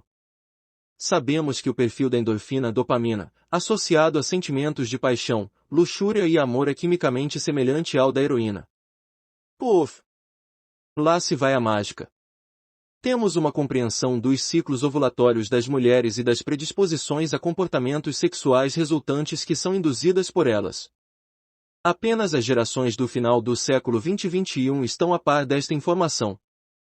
A psicologia evolutiva só se destacou como campo de estudo nos últimos 15 anos. Desconforto e desilusão. Tudo isso nos leva a algumas realizações muito desconfortáveis, particularmente quando os homens se conscientizam do esquema social estabelecido para mantê-los em uma realidade centrada na mulher. O jogo é simplesmente a mais recente contramedida desenvolvida pelos homens para melhor se adaptar a essa primazia feminina, mas só foi possível através de avanços em ambas as tecnologias de comunicação, acesso à informação globalizada e nova teoria sociopsicológica. Antes desses avanços, e com o aumento da feminização a partir do final dos anos 60 até o final dos anos 90, os homens não tinham noção de sua situação social. Desde o início da revolução sexual até o início deste milênio, a masculinidade ocidental, e a feminilidade, foi submetida à maior reestruturação social e psicológica deliberada, que qualquer geração jamais conheceu. E eu não deveria limitar isso exclusivamente à cultura ocidental. Agora vemos esse efeito se infiltrando na Ásia, no Japão e até mesmo nas culturas latinas tradicionalmente masculinas. Quando a ocidentalização se espalha, a feminização acompanha. Aqui os homens se mantiveram apegados. A falsa culpa que nos ensinaram de que devemos nos envergonhar do nosso passado de patriarcado, com certeza, mas, mais importante, ficamos com o legado desse pensamento mágico. Diante de uma hipergamia ainda indefinida, queríamos ainda acreditar no mito de ser bonzinho, no respeito de seus desejos, na meta matrimonial, todos os quais ainda são, ativamente reforçados por um imperativo feminino que sabia que seu tempo havia chegado e os homens eram muito estúpidos em seu romantismo para saber disso. Até que o jogo foi concebido. O grande e poderoso Oz que era a feminização está finalmente tendo a cortina puxada para trás. Nesta nova era de comunicação, os homens podem globalmente compartilhar notas e chegar às suas próprias conclusões, e as mulheres gritam mais alto à medida que nos aproximamos da verdade. Graças ao seu relativo anonimato, não existe mais nenhum estigma social para se temer ao abordar o assunto sobre como lidar melhor com as mulheres. O grande lamento que ouvimos e lemos das mulheres é menos sobre as implicações sociais atuais e mais sobre ter o programa social de feminização de 30 anos sendo exposto pelo que ele realmente era, e é agora. No entanto, mesmo diante da imperatriz sem roupas, elas ainda fazem apelos à romântica e mágica associação a qual os homens se apegaram antes de tomarem consciência de uma feminização que possibilita a hipergamia. Nós lemos gritos de vire homem. Aceite suas responsabilidades anteriores de ser um marido e líder, mas não seja arrogante e esmague nossos espíritos. Na última fileira, uma nova geração de mulheres, as de 22 anos, grita, onde está a festa, enquanto fazem upload de um novo conjunto de nudes tirados do celular no espelho do banheiro. As mulheres conseguem os homens que merecem. Por todo o gorjeio e publicização do triunfalismo feminino, ainda há um espanto ao perguntar por que os homens estão cada vez menos motivados a seguir a sua realidade feminina. Por mais difícil que seja para os homens se desiludirem de seu romantismo, é ainda mais para as mulheres aceitarem suas próprias naturezas à sombra do experimento que foi a feminização do século XX. Eles estão colhendo o turbilhão que o matriarcado da revolução sexual semeou. É ainda mais irônico ler que as mesmas mães que criaram essa geração de homens lamentam como suas filhas não são casadas e não têm filhos aos 35 anos. Crise de identidade. Abaixo está uma resposta que eu dei para um cara que eu estava aconselhando e eu pensei ser suficientemente perspicaz para postar no blog em relação a um tópico bastante comum que surge. Eu acho que você vai concordar. Rolo, é possível se identificar com mulheres sem se comprometer. Se é um esforço consciente da parte do cara, não. Você menciona um bom tópico obviamente, quando eu me refiro à identificação com uma mulher, talvez isso necessite de uma explicação. O que exatamente é se identificar com uma mulher? A raiz dessa palavra é identidade, significando quem você é e quais traços, características e interesses constituem sua personalidade individual. Identidade, de certa forma, é um termo bastante subjetivo e esotérico, parecido com tentar definir o que é arte. Pode-se argumentar que identidade é o que você faz dela. Enquanto estava na universidade, meu campo de especialização em psicologia comportamental era o estudo da personalidade, e posso dizer que há muitas teorias e interpretações do que constitui a identidade. No entanto, um artigo que é acordado quase universalmente é que a identidade e a personalidade nunca são estáticas e podem ser moldadas e alteradas devido à influência de variáveis e condições. Uma ilustração muito clara disso seria a volta dos soldados do combate com transtorno de estresse pós-traumático, uma forma de psicose muito identificável e verificável. Esses homens são indivíduos modificados e suas identidades são alteradas desde o tempo em que foram submetidos aos rigores psicológicos da guerra até o retorno a uma vida normalizada. Alguns têm a resiliência de ajustar suas personalidades a um estado um pouco normalizado, outros infelizmente não. No entanto, em cada caso, a mudança foi influenciada pelas condições e pelo ambiente. Da mesma forma, a maioria dos homens jovens está sujeita ao seu próprio conjunto de condições e ambientes pessoais, e suas personalidades e identidades refletem isso de acordo. O cara que é naturalmente sortudo com as mulheres, vai refletir isso em sua identidade. O jovem que não recebe atenção feminina regularmente por qualquer motivo vai manifestar essa condição em sua identidade. O cara que está focado em suas próprias ambições vai refletir isso em sua própria personalidade também, mas para todos, quando as condições são tais que eles se sentem privados de certas experiências em suas próprias vidas, isso cria um conflito entre uma identidade antiga e a alteração ou formação de uma nova para suprir a necessidade dessa experiência. Combine isso com o desejo químico natural hormonal por experiência sexual e você poderá ver quão poderosa se torna a influência da privação na identidade de um homem. Muitos jovens mantêm a noção de que, para receber a intimidade feminina que desejam, devem necessariamente tornar-se mais como alvo de seu afeto em sua própria personalidade. Em essência, moldar sua própria identidade para melhor corresponder à garota que eles acham que melhor satisfará essa necessidade. Assim, vemos exemplos de homens comprometendo seus interesses próprios para melhor acomodar os interesses da mulher pela qual desejam facilitar essa necessidade de intimidade, ou seja, sexo. Todos nós sabemos o velho clichê que as mulheres adoram repetir: os homens fazem qualquer coisa para transar, e isso certamente não se limita a alterar suas identidades individuais e até mesmo as condições para facilitar isso. É muito comum ver os homens escolherem uma faculdade com base nas mulheres disponíveis naquela faculdade em vez de mérito acadêmico, para se adequarem às suas próprias ambições, ou até mesmo escolherem uma faculdade que uma mulher tenha escolhido para melhor manter um relacionamento pré-existente. A fim de justificar essas escolhas, ele alterará sua identidade e personalidade ao criar racionalizações e um novo esquema mental para validar essa decisão para si mesmo. Torna-se um mecanismo de proteção do ego para uma decisão que, em algum nível, ele realmente sabe que foi feita por outra pessoa para ele. Este é apenas um exemplo gritante desta identificação, mas existem muitos mais, e tão sutis que os homens e mulheres passam como costumes e invenções sociais. O cara preso na friend zone, que ouviu a desculpa VSAA, vamos ser apenas amigos, quando ele tentou se tornar íntimo de seu alvo, vai ficar feliz em escutá-la falar por horas e horas no telefone para descobrir como melhor se alterar para adequar suas condições à aceitação íntima. Ele prontamente mudará de opinião, até mesmo sobre suas próprias crenças pessoais, se isso se encaixar melhor no que ele percebe serem seus critérios de compatibilidade com ela. Este é o compromisso de identidade, alterar fundamental e voluntariamente a própria personalidade para alcançar a aceitação de outra. Quando nos deparamos direta e abertamente com esse tipo de desafio às nossas crenças, naturalmente recuamos. Você é a sua própria pessoa e resistiria se seu empregador ou seus pais onerosos lhe dissessem como você deveria votar, crença política, mas quando se trata dos interesses de personalidade, sexualidade, intimidade, e feito voluntariamente, é surpreendente ver os limites do que os homens, e até certo ponto as mulheres, farão.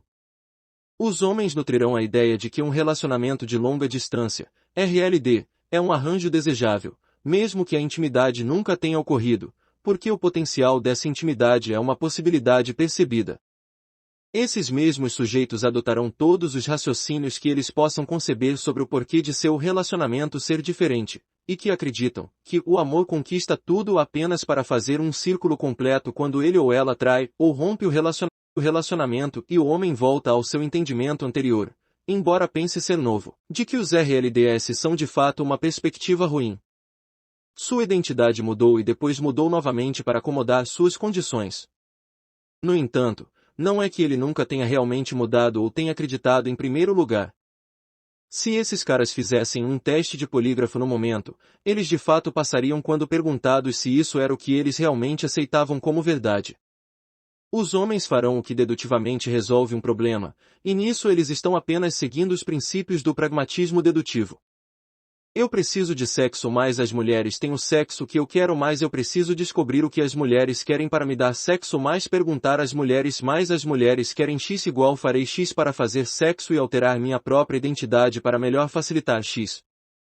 Deveria ser assim tão fácil, mas esse raramente é o caso, já que muitas vezes as mulheres não estão cientes do que X realmente é, ou X está sujeito a constantes mudanças dependendo de suas próprias condições, sua hipergamia inata, etc.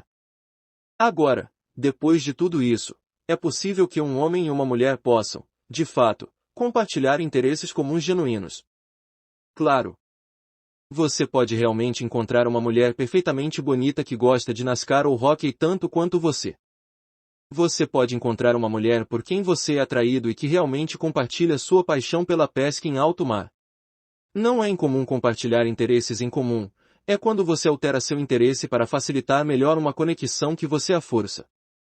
Fazer essa determinação entre interesses genuínos e interesses criados é o que precisa ser detalhado e analisado. Eu, pessoalmente, aconselhei caras que literalmente mudaram de carreira para estar em um lugar melhor para se declarar para uma garota que eles gostavam.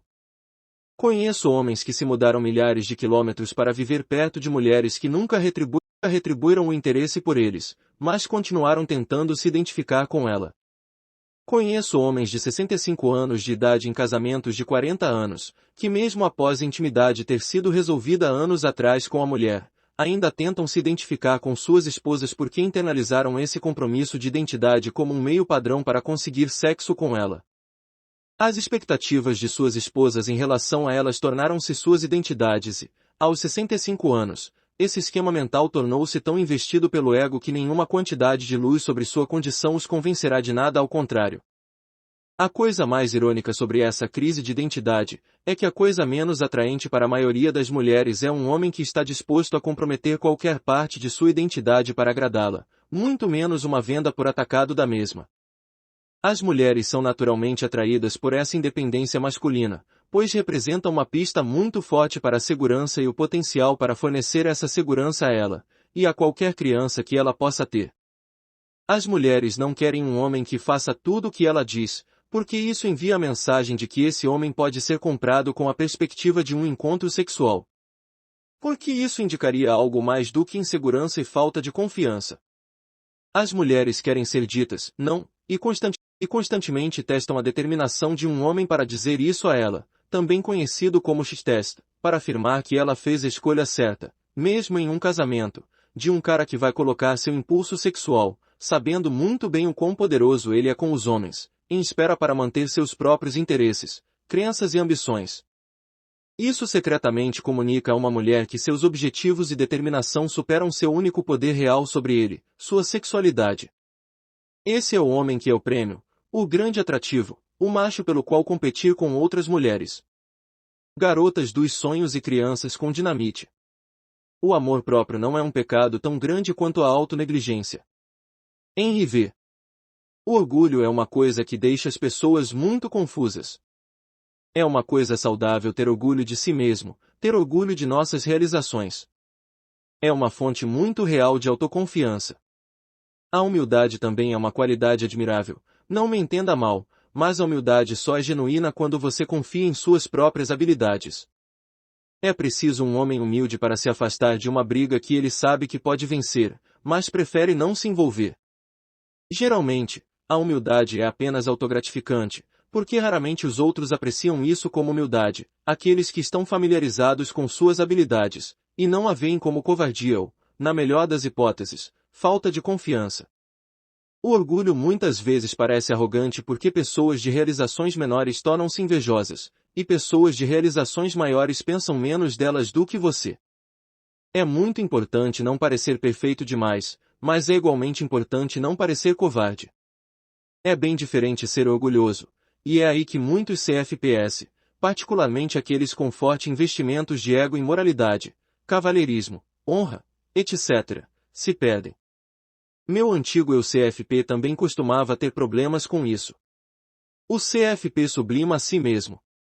Ele se autodeprecia porque ele acredita, erroneamente, que esta ideologia irá separá-lo do rebanho e torná-lo, não como outros caras. Ele erroneamente acredita que ele é único nisso quando na verdade seu pensamento é a mentalidade da maioria. Por quê? Para a resposta, tudo o que você precisa fazer é olhar para as respostas mais comuns nos tópicos de comentários do blog Fórum de Caras que acabaram de descobrir a comunidade recentemente. Não tenho dúvidas de que há alguns caras que vão de zero a pua e depois usam isso em algum tipo de sedutividade. Eu também argumentaria que elas são raras exceções. Os caras não pesquisam em fóruns da comunidade nem em blogs como o meu, porque estão nadando em buceta.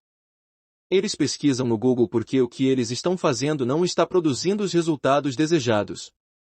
Eles estão fazendo exatamente aquilo pelo que a maioria dos plugados criticam o jogo. Eles estão trabalhando a partir de um script.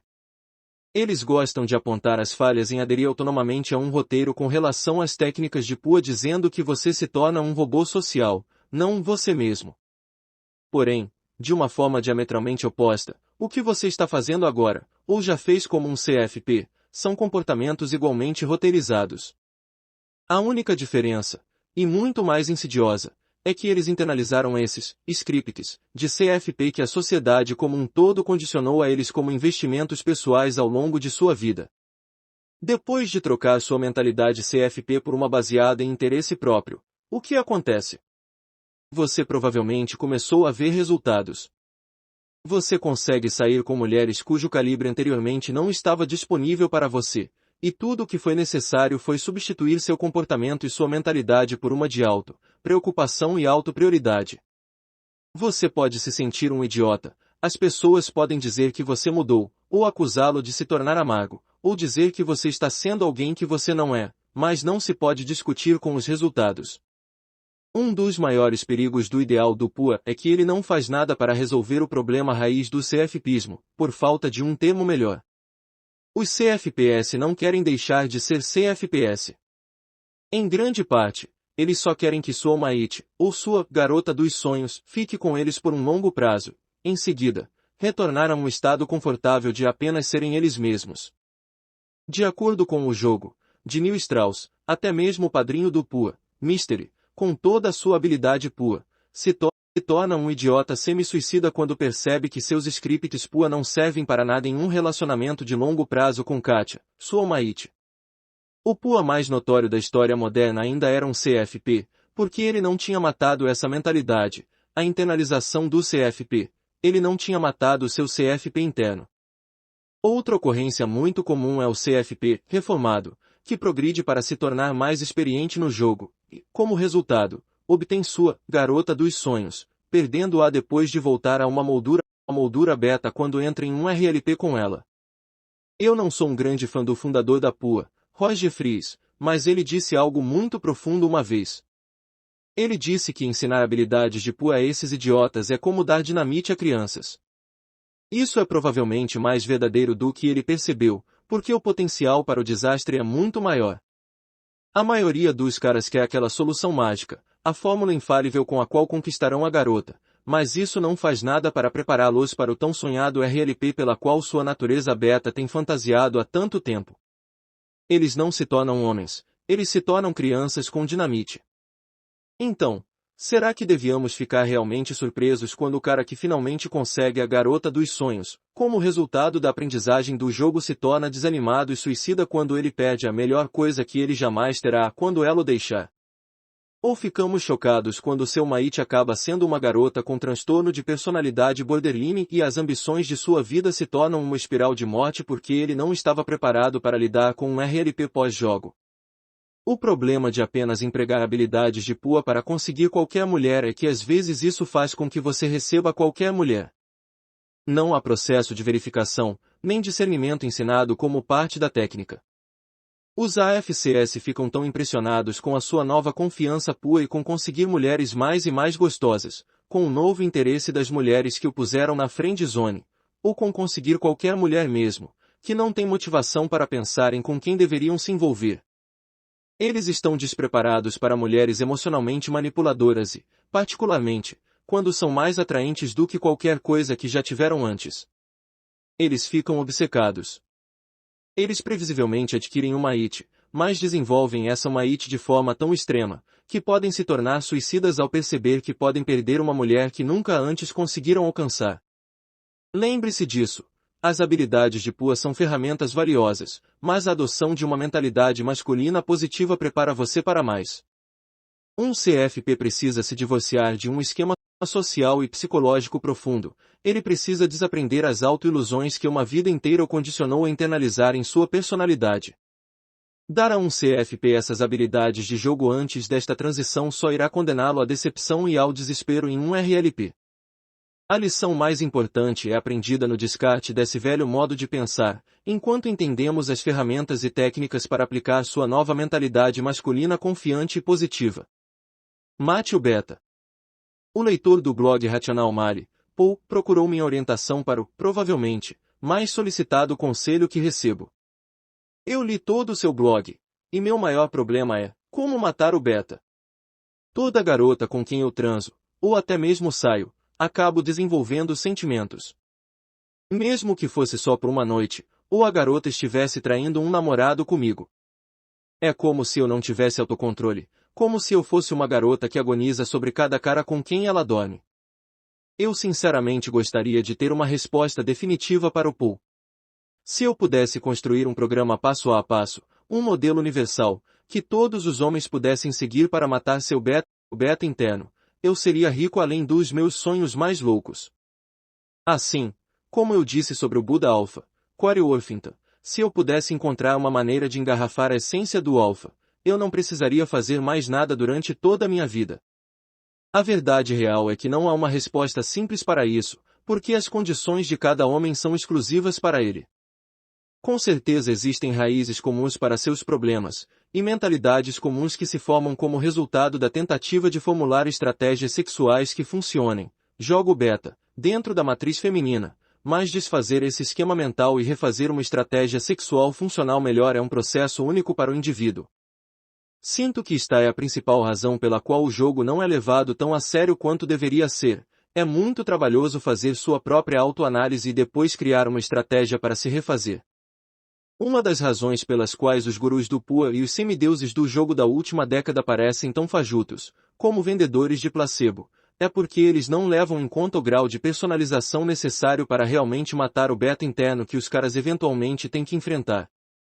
Isso é um elemento do jogo internalizado que os caras que fazem seminários de picape preferem não abordar, porque o seu grau de sucesso, e na verdade, até como você mede o sucesso, depende inteiramente de você. Te ensinar como conseguir garotas que você nunca teve acesso antes pode vender DVDs, mas mudar o funcionamento interno de sua personalidade é uma tarefa muito mais difícil. Se você der uma olhada na seção de psicologia de autoajuda de uma livraria e se perguntar por que existem tantos livros publicados nesse tópico, é exatamente devido a essa dinâmica. Efetuar uma mudança fundamental na vida requer um esforço para o qual poucas pessoas têm a paciência e a perseverança.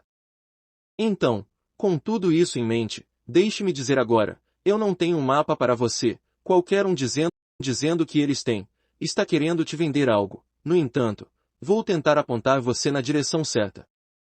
Eu não posso dizer o que vai funcionar, só você pode descobrir isso por conta própria, mas tente ter em mente que mudar a si mesmo é um processo que leva tempo. Mesmo para o cara que tem uma transição mais fácil para uma personalidade interna de estado de jogo, isso ainda é um processo contínuo. Eu gostaria de pensar em mim como pelo menos um alfa menor, mas isso não significa que eu não tropeço às vezes. É isso que quero dizer com o processo. Você não será a prova de balas e passará em todos os x jogadas contra você, mas sinta-se encorajado em saber que, devido à sua nova consciência, você aprenderá com o que faz de errado e se adaptará da próxima vez. Não há grande momento de chegada em que você finalmente sabe que entende de tudo, você é um alfa ou, se você não gosta desse termo, não há um ponto definitivo no qual você internalizou completamente o jogo. Você não recebe um certificado de conclusão do jogo. Você pode, no entanto, mudar definitivamente seu pensamento, isso está sempre em andamento. Saber é metade da batalha. Se realmente existe um primeiro passo na internalização, então ele tem que vir de se educar. Esta é realmente uma das tarefas mais difíceis.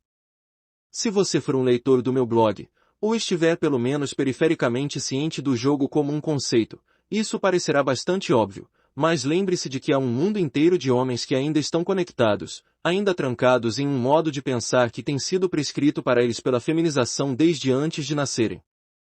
Apenas uma fração deles será até mesmo suscetível a considerar o jogo e a masculinidade positiva, e menos ainda verão seu valor. De nossa perspectiva, parece uma coisa óbvia. Nós lemos os livros ou blogs, nos familiarizamos com os conceitos e termos, escolhemos o que pode funcionar, experimentamos ideias, avaliamos a validade delas e as adotamos ou largamos. No entanto, o que é evidente para o desplugado, parece blasfêmia para o plugado. Sua educação não para quando você se despluga. Na verdade, eu diria que é ainda mais vital internalizar uma nova mentalidade, já que agora você está colocando as coisas em prática. Uma coisa que eu lembro aos caras que cospem a pílula vermelha é que não há como voltar atrás. Um monte de caras frustrados que descobrem o jogo e não conseguem aplicá-lo porque não têm as habilidades sociais ou se convenceram de que a prática de PUA era sua fórmula mágica fácil para foder a garota dos seus sonhos, tendem a querer voltar para a concha confortável de sua antiga ignorância da dinâmica social intergênero. Só que eles descobrem que não há retorno. Eles veem a verdade para a qual estavam cegos, não importa para onde se voltem. As interações sociais, a feminização, o acordo injusto que eles foram condicionados a aceitar como normal, tudo isso sutilmente os lembra da verdade que eles estão evitando e eles odeiam isso. Eles se tornam hostis a isso. Eu digo isso porque é um perigo muito real para homens transicionando para uma internalização da masculinidade positiva. Da mesma forma que você agora se tornou, ou deveria se tornar, mais sensível às verdades do jogo e à realidade desplugada na qual agora se encontra. Há um ponto de partida do que você achava normal até ver os sinais ao seu redor. Uma ilustração fácil é realmente contemplar qualquer questão relacionada a gênero na mídia popular. Você ouvirá uma música, assistirá uma comédia, ouvirá uma conversa no refeitório e começará a perceber como você está cercado por presunções básicas de uma cultura refeita pela primazia feminina. Entender qual é a sua posição em tudo isso é crucial para internalizar uma nova mentalidade ou voltar à sua velha estrutura de pensamento. Praticando a mudança. Deve ser evidente que aplicar o que você passou a ver como uma nova verdade para si mesmo é vital.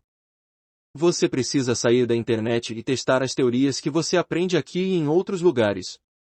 Se isso significa abordar as mulheres nos clubes ou adotar uma nova atitude com sua esposa ou até mesmo as mulheres com quem você lida no trabalho, isso é realmente com você.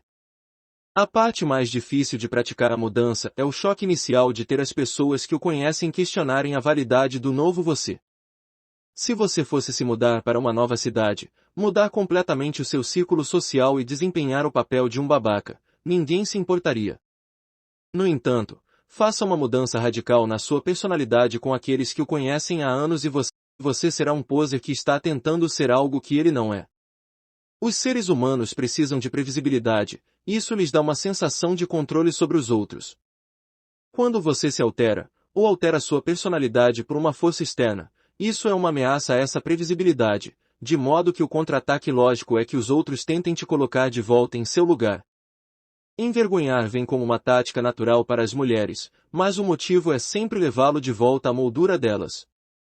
Essa é essencialmente a ameaça que os outros interpretam, o novo você é uma moldura falsa. Faça tudo de uma vez e as pessoas vão acusar sua personalidade de ser uma reação insincera a ter sido queimado. Faça sutil e persistentemente ao longo do tempo, e as pessoas estarão mais dispostas a aceitar a mudança como genuína. Sempre insista em mudança, mas nunca tão rápido. É importante lembrar disso, porque seus amigos serão sua maior fonte de dúvidas em sua transformação. Eles podem fazer por bem, mas entenda, essa intenção vem de um desejo de ver normalidade, não do seu melhor interesse. A primeira vez que uma velha amiga pela qual você teve interesse chamar o novo você de cuzão, isso é como um choque para o sistema. Há sempre esta facada no velho você, que quer fazer as coisas certo, mas você tem que resistir a esse impulso de se ofender. É realmente difícil dizer sim, eu sou um cuzão, como um ponto de orgulho quando toda a aprendizagem da sua vida anterior lhe ensinou a não ofender os outros e particularmente as garotas que você quis foder. É contraintuitivo para o beta em você. Por mais sádico que pareça, você será recompensado de forma mais consistente pela sua capacidade de ofender indiretamente as mulheres com quem quer se envolver, mas o conflito interno que isso cria entre o seu eu beta e o seu eu alfa crescente é a parte mais difícil de conciliar. Este é o lugar onde a maioria dos caras falham na transição, e isso é principalmente devido a uma capacidade não praticada para manter suas emoções sob controle.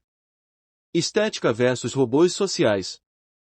Isso soará contra tudo que seu condicionamento feminino já lhe ensinou, mas os homens são os verdadeiros românticos, as mulheres são simplesmente os veículos para aquele romantismo raramente apreciado. Uma das maiores queixas que a feminização da revolução pós-sexual teve sobre os homens foi uma noção pré-embalada de que os homens não estavam em contato com seus lados femininos. Nós estávamos fora de contato com nossos sentimentos. Deus amaldiçoe o cadáver apodrecido de Carl Jung para o inferno por convencer a cultura popular de que cada sexo tinha medidas iguais, mas não expressas, de energia feminina e masculina. A cultura ocidental tem estado tão saturada da teoria junguiana que nós não a reconhecemos como tal. Tornou-se normalizado acreditar que um estado objetivo idealizado é uma sociedade andrógena sem gênero. Desabafos à parte, até os últimos 50 anos, na verdade têm sido homens que têm sido o sexo com mais autocontrole sobre a emoção. Foi esse comportamento reservado que tornou os homens mais atrativos para as mulheres. Quer como poetas e artistas enigmáticos para as mulheres descobrirem, ou como estoicos naturais cuja cada expressão medida da emoção é um evento em si mesmo. A clássica restrição de inacessibilidade emocional dos homens é o que fez as mulheres mais interessadas neles. Na sociedade contemporânea, os homens são encorajados a se expressarem como uma forma primária de conquistar a intimidade de uma mulher, essencialmente matando qualquer sensação de mistério a ser desvendado. Deixando de lado as diferenças de gênero da função cerebral, seria meu palpite que os homens socialmente desenvolveram uma expressão mais reservada de emoção, não devido a alguma insegurança juvenil, mas sim porque ela consistentemente funcionava para gerar interesse nas mulheres. Não é assim nesta era. A todo momento, meninos e homens são condicionados a pensar que a expressão emocional é um meio de resolver problemas. Meninos não choram foi instituído com um propósito. A emoção desprotegida e facilmente expressa é um traço feminino.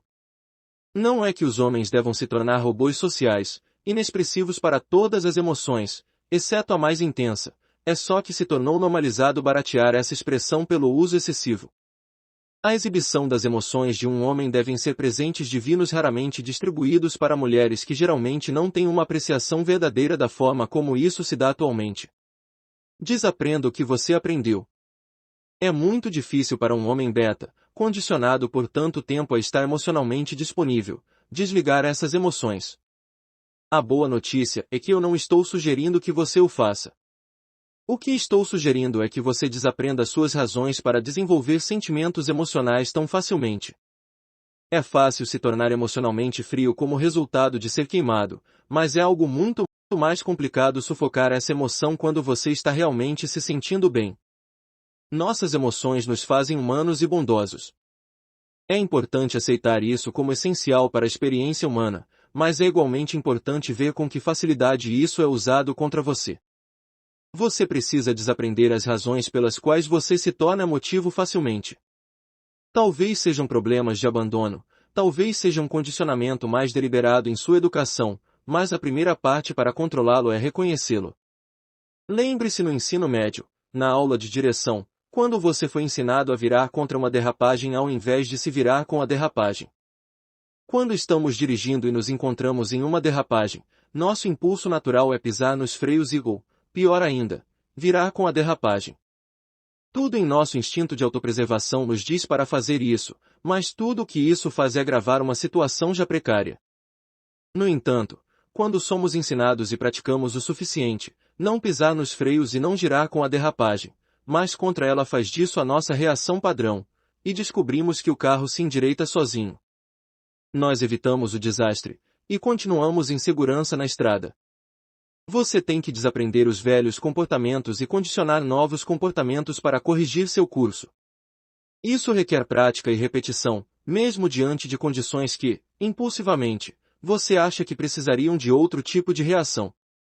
Não há substituto para a perseverança.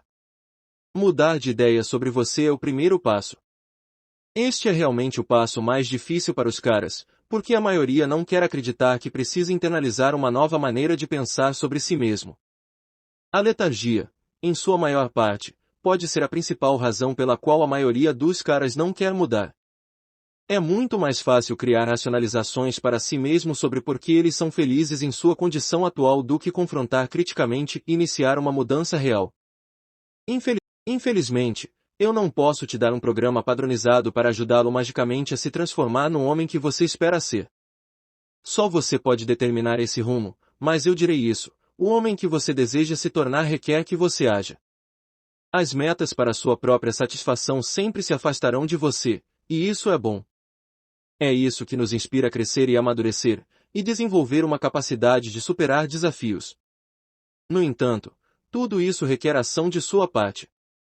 Você pode procurar por todos os conselhos e peneirar a sabedoria deste livro, meu blog e da comunidade em geral, mas nada disso será algo para você, se você não agir.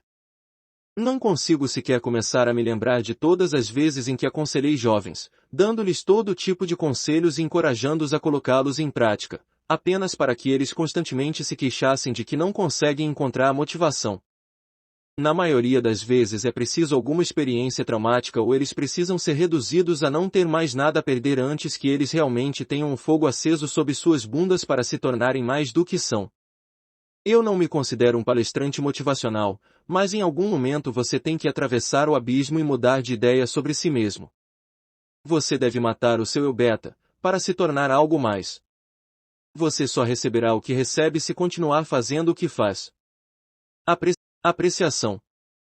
Eu tenho um casamento fantástico há mais de 17 anos, mas não vou cobrir os fatos de que o casamento envolve sacrifícios que mudam as vidas dos homens, e que nenhuma mulher jamais compreenderá ou apreciará. Depois desses últimos 4 capítulos, possa parecer que eu sou avesso à instituição do casamento. Eu percebo isso, e já lidei bastante com isso em meu blog e em mais de alguns fóruns da comunidade, mas, para deixar registrado, não sou anti-casamento. Eu sou contra o casamento desinformado, romantizado, alimentado por maite, induzido por vergonha, indo em rumo à falência, que vai cicatrizar meus filhos e danificar minha vida. Uma mulher te ama quando ela te toma por garantido. Isso sou estranho, eu sei, mas é quando ela não está bajulando você e você está no seu 10º ano de casamento e é apenas parte da conversa cotidiana. Ok, te amo, tchau, está no final de cada telefonema. Você não está pensando nisso, porque você não precisa. Se você está fazendo a pergunta, como você sabe quando ela te ama, ela não te ama. É só quando essa familiaridade e conforto regular é removido que ela pode apreciá-lo. Uma vez que o caráter comum do amor é estabelecido, as mulheres raramente o expressarão abertamente. Na verdade, a expressão será o que se espera de você, então você tem que procurá-la secretamente. Toda a porcaria florida que você lê no seu cartão ou marca no dia dos namorados ou no seu aniversário foi escrita por outra pessoa. Embora seja bom ter esses gestos de apreciação ocasionalmente, é mais importante ver a floresta do que as árvores. Não são os atos individuais de afeto ou apreciação, mas sim o que vocês dois fazem regularmente no dia a dia. É sobre o que você e ela são depois de sua 1000ª tigela de aveia juntos em um sábado de manhã e seus filhos estão lutando pelo controle remoto enquanto você está sentado na mesa do café discutindo quais contas precisam ser pagas primeiro este mês e o quanto gramado precisa ser cortado, que define amor e casamento. Sim, precisamente as coisas sobre as quais você nunca pensará quando a estiver admirando ou pensando em movê-la acima em sua linha de giro de pratos. Isto é o que é o casamento. Não é necessariamente chato per-se, embora certamente pode ser mais frequentemente do que não, mais comum. É normal, comum ou se torna assim. Pense em quantas pessoas que viveram, casaram e morreram no planeta Terra fizeram exatamente as mesmas coisas que você. Esse é o teste real do casamento que ninguém que não tenha experimentado pode realmente se relacionar em qualquer sentido significativo. A ideia feliz e televisionada é que você tem que mantê-lo fresco, mas mesmo depois de uma noite de relaxamento, a lingerie do Walmart está no cesto de roupa, e você pega as crianças depois delas passarem a noite na casa da irmã dela na manhã seguinte. Você volta para o casamento do dia a dia que sempre teve. É isso que ninguém lhe fala sobre quando te vende o casamento como objetivo, o sentimento de "e agora, o que?", que vem diretamente depois que você encontrou uma que você foi condicionado a pensar que está procurando, ou fez a coisa certa, e casou porque de repente ela redescobriu a religião depois de ter feito sexo em maratona com ela por 3 meses seguidos e não abortar a gravidez. Apreciação.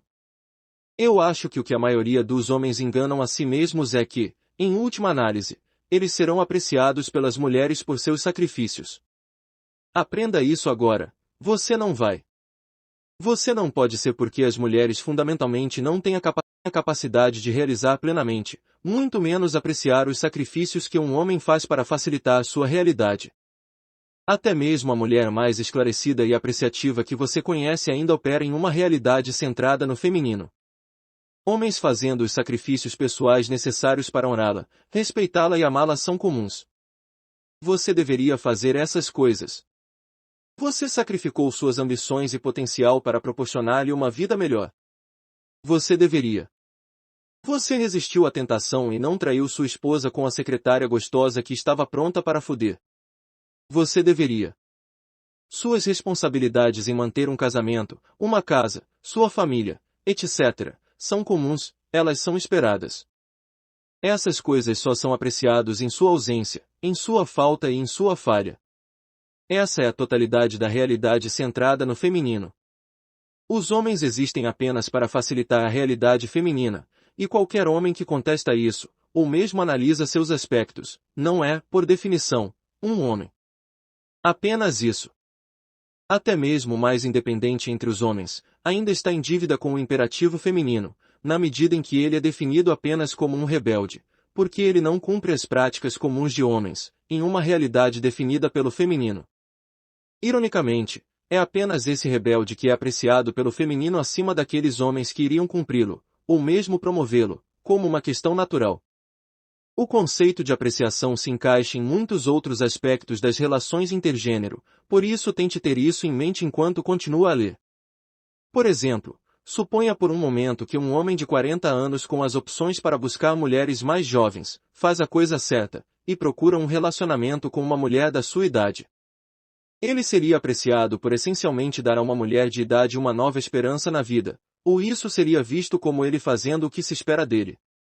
Um homem que se casa com uma mãe solteira e ajuda com o investimento parental do filho de outro homem é mais apreciado por ter feito isso. Será que isso sequer seria levado em conta na estimativa de uma mulher sobre seu caráter, ou ele simplesmente estaria fazendo o que se espera de um homem? A questão da apreciação é um verdadeiro dilema para o cavaleiro branco. Relacionamentos não são trabalho. A familiaridade, de fato, produz o desprezo, a mediocridade, a rotina, a banalidade e o senso comum, e é por isso que tantos casamentos acabam na merda. Homens e mulheres desistem de si mesmos. O meme relacionamentos são trabalho é uma convenção social feminina. Quantas vezes você ouve os homens dizerem essas palavras? Essa convenção se infiltrou na consciência popular, mesmo entre os homens. Para os homens em RLP que aceitam nisso, eu também especulo que muitos deles estão em relacionamentos onde estão fazendo o trabalho para as mulheres que estão dando a eles a nota, por assim dizer.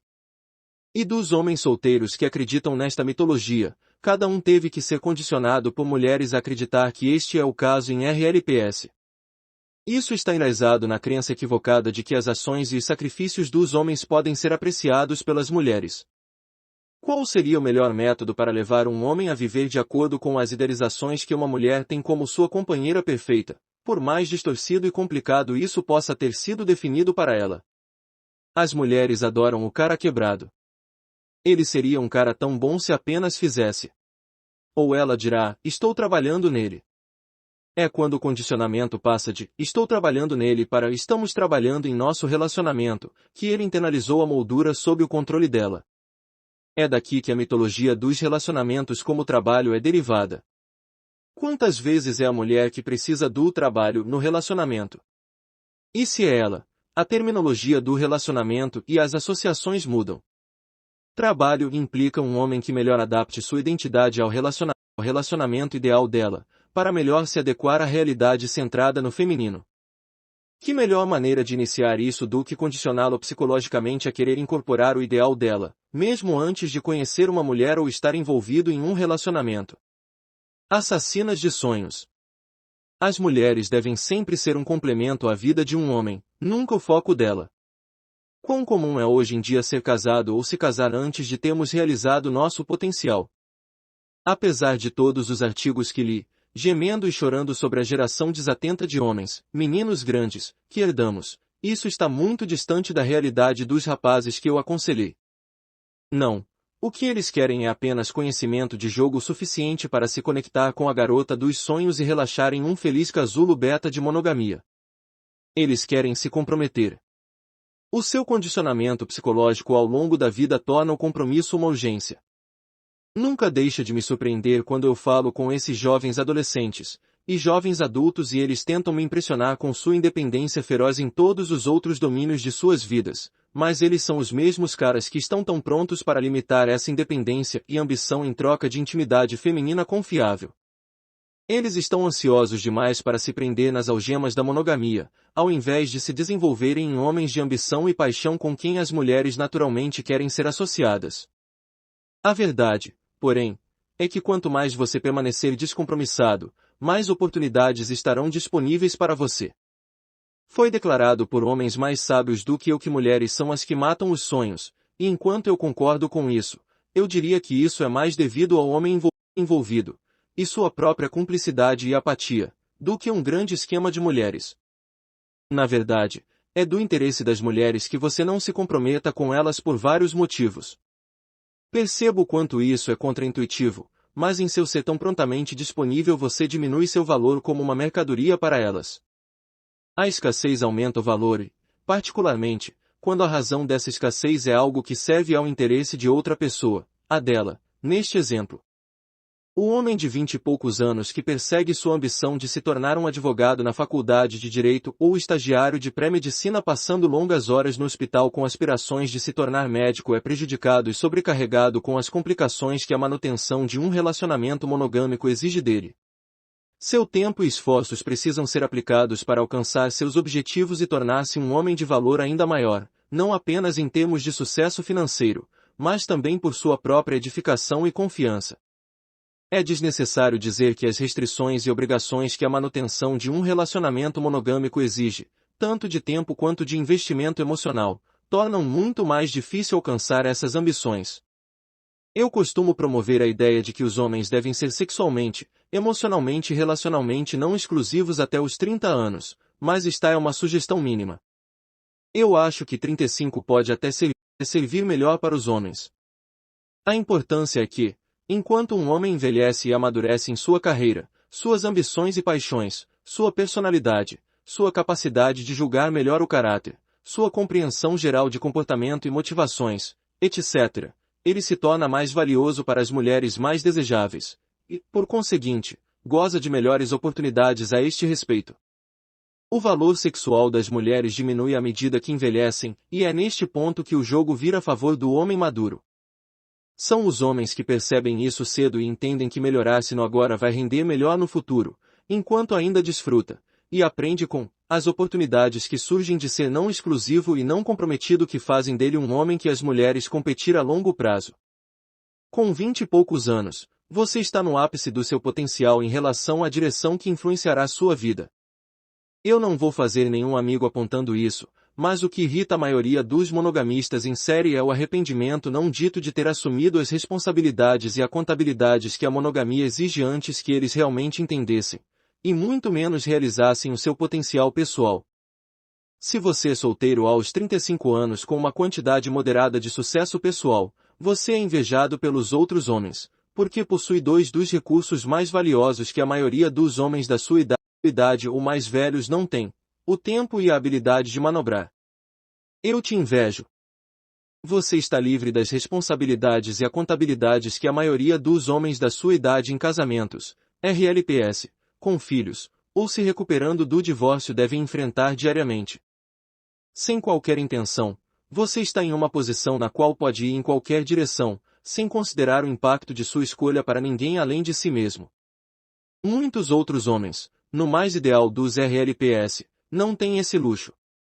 Quando você pensa em todas as responsabilidades que são exigidas da maioria dos homens e mulheres na vida moderna hoje, você ganhou na loteria. Uma vez me perguntaram o que eu compraria se dinheiro não fosse objeto, ao que respondi: tempo. O poder não é recursos financeiros, status ou influência sobre os outros. Poder é o grau em que você controla sua própria vida, e no momento, se acabei de descrevê-lo, você é poderoso.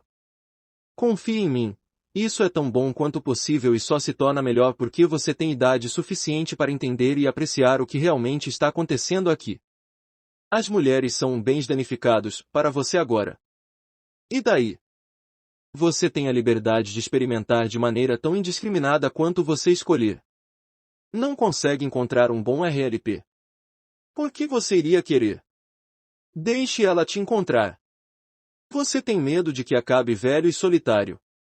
Eu ficaria com medo de acabar tão paralisado por um medo de solidão que me fizesse me contentar com uma vida inteira de miséria complacente em um casamento sem paixão. Eu sou um adepto da escola de pensamento, construa e eles virão a esse respeito. As mulheres devem ser sempre um complemento à vida de um homem, nunca o foco dela. É melhor escolher o caminho de menor resistência para chegar a uma intimidade idealizada e pré-fabricada, ou se desenvolver e ter a mesma intimidade.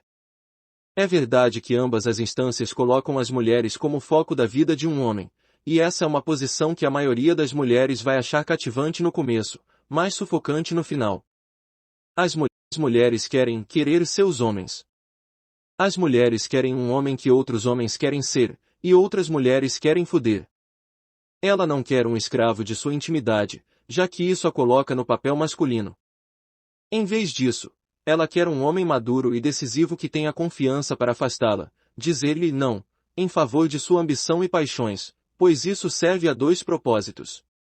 Primeiro, isso define a moldura e a direção dele como autoridade, e seu desenvolvimento como principal. Os resultados dos quais ela e seus filhos em potencial irão se beneficiar. Em segundo lugar, isso a coloca em uma posição de persegui-lo, essencialmente. Suas legítimas ambições e paixões se tornam a outra mulher, com a qual ela deve competir por sua atenção. Note que eu afirmei as ambições legítimas aqui. Uma mulher envolvida com um estudante de direito ou um estagiário que tem potencial para se tornarem advogados e médicos são apostas bastante sólidas para a segurança futura. Um artista ou músico, não importa o quão talentoso ou comprometido com suas paixões, só será visto como benéfico se puder provar que sabe escolher mulheres. No entanto, isso pode ser compensado pela determinação obstinada, mais uma vez, com mulheres selecionadas com capacidade de apreciar essa motivação. Dito isto, pense no companheiro que escolheu ser um encanador ou mecânico como carreira. O melhor encanador do mundo só vai até certo ponto, a menos que tenha sonhos de ter seu próprio negócio. Tudo isso é limitado pela atitude de um homem em relação ao sexo oposto. As mulheres são assassinas de sonhos.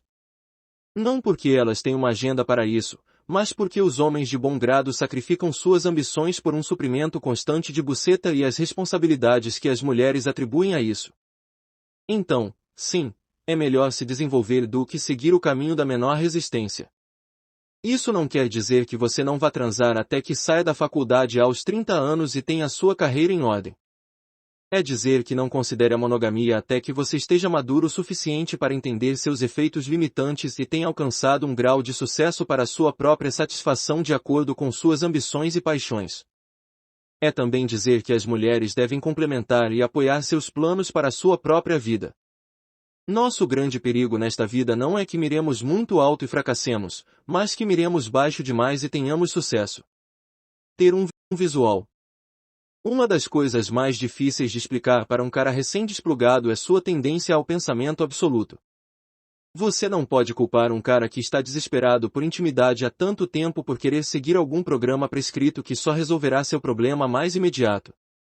Ok, o que devo fazer para conseguir garotas? Vestir isso. Dizer isso. Agir assim. É exatamente esse tipo de inclinação literal e binária que torna a maioria dos plugados céticos em relação aos proponentes do jogo, e, portanto, a veracidade do próprio jogo. Entender a diferença entre pavoneamento e ter um estilo é um desses grandes envolvimentos. Usar uma cartola engraçada. Esmalte preto. Sai daqui. A maioria dos caras novos no game tendem a confundir os aspectos mais extremos do pavoneamento com um estilo ou como Adam Carolla diz, ter um visual. Esta é uma progressão muito desajeitada para os caras normais fazerem, porque por muito tempo eles foram orientados a serem apenas eles mesmos. Eles acham conforto em dizer coisas como, eu não quero estar com uma garota que não gosta de mim por quem eu sou, mas ainda se perguntam por que eles são virgens sem encontros que nunca beijaram uma garota aos 29 anos. Um visual. É importante ter um visual. A base da atração física será condicional para qualquer garota individual, mas tenha sempre em mente que um visual é contextual. O babaca arquetípico com tatuagens e um jeitão de lutador de MMA é um visual. Delineador masculino, esmalte preto e jeans skinny emo é um visual. O cara em um Armani de 3 peças tem um visual, e existem dúzias mais, mas o ponto é que as mulheres são de fato como caça-talentos, procurando o personagem certo para preencher um papel.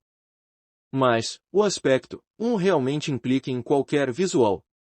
Alguns desses homens parecem tão bizarros que é difícil imaginá-los tendo uma característica de interesse procurada por um grupo específico de mulheres. Pode o aberracionismo em si ser um forte ponto na atração de mulheres? Aberração para alguns é mundano para os outros. Todos estão desempenhando um papel por ordem de graus em qualquer dia, e em qualquer circunstância. Onde eu trabalho eu sou livre para usar jeans e uma camiseta se eu quiser, mas eu opto por me vestir muito mais formalmente do que isso. Por quê?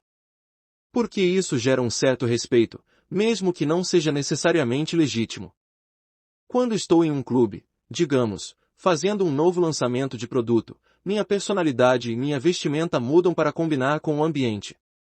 Um pua extravagante como Mystery não sai por aí usando botas e cartolas para ir ao mercado comprar uma bebida. Ele ainda pavoneia, com certeza, mas de uma forma muito mais reduzida, porque caras como ele destilaram o princípio até reduzi-lo ao que chama a atenção em várias situações. Pular pelas boates em traje de palco de Gene Simmons não impressiona ninguém, mas isso é o que muitos caras sem um visual gostam de zombar: os extremos. Um babaca extremo, um emo extremo, um motoqueiro de Harley Davidson extremo, etc., são alvos fáceis, mas isso não é o ponto de ter um visual. Pavoneamento. Pavoneamento não é um estilo, é uma habilidade pua funcional, uso de adereços na verdade. É preciso ter um senso de estilo para saber como fazer isso de maneira eficaz, mas o uso de pavoneamento como habilidade é mais sobre o uso no momento do que sobre sua aparência geral. Quando os estudos de pua estavam em sua infância, a ideia de pavonear era praticamente incontestável. Na verdade, era um conceito que os libertinos ao longo da história sempre souberam. Não é um conceito muito difícil de seguir, já que a maioria das pessoas socialmente inteligentes, e até animais de baixa ordem, vão querer se diferenciar do rebanho de acasalamento. Todo mundo pavoneia até certo ponto. Apenas selecionar uma gravata ou um par de sapatos para uma ocasião pode parecer bastante inofensivo, mas inconscientemente você faz escolhas e desenvolve preferências para certos itens em certas situações, porque acha que elas melhoram sua aparência, e, assim, suas chances de chamar atenção para si mesmo. A intenção por trás do pavoneamento é mais sobre ter uma diferença sutil, ou uma peça de conversa que atrai uma mulher para a sua moldura. Por estranho que pareça, ou não, descobri que sapatos bonitos e caros parecem ser uma atração natural para algumas garotas. Isso não é surpreendente, considerando a obsessão da maioria das mulheres com sapatos. Uma coisa que é importante lembrar é a sensibilidade das mulheres à subcomunicação encoberta, linguagem corporal, aparência, pistas não verbais, etc. Em um breve relance, eles vão avaliar uma a outra e chegar a conclusões operacionais sobre o status de uma mulher em sua hierarquia de garotas. É claro que eles usam as mesmas ferramentas com os homens que acham atraentes. A maioria dos homens recém-conscientes do jogo que estão confortáveis o suficiente para se aventurar usando o pavoneamento não percebem que um pequeno esforço produz grandes resultados. O pavoneamento não é o seu jogo, ele é apenas atração chamativa para fazer o peixe atacar. Cabe a você pegar o peixe quando ele for fisgado. NT. Pavoneamento é peacock no original, e é o ato de se exibir de forma extravagante, como um pavão faz quando quer acasalar. Optei por traduzir por existir uma palavra equivalente, apesar de não ser tão sonora quanto o original.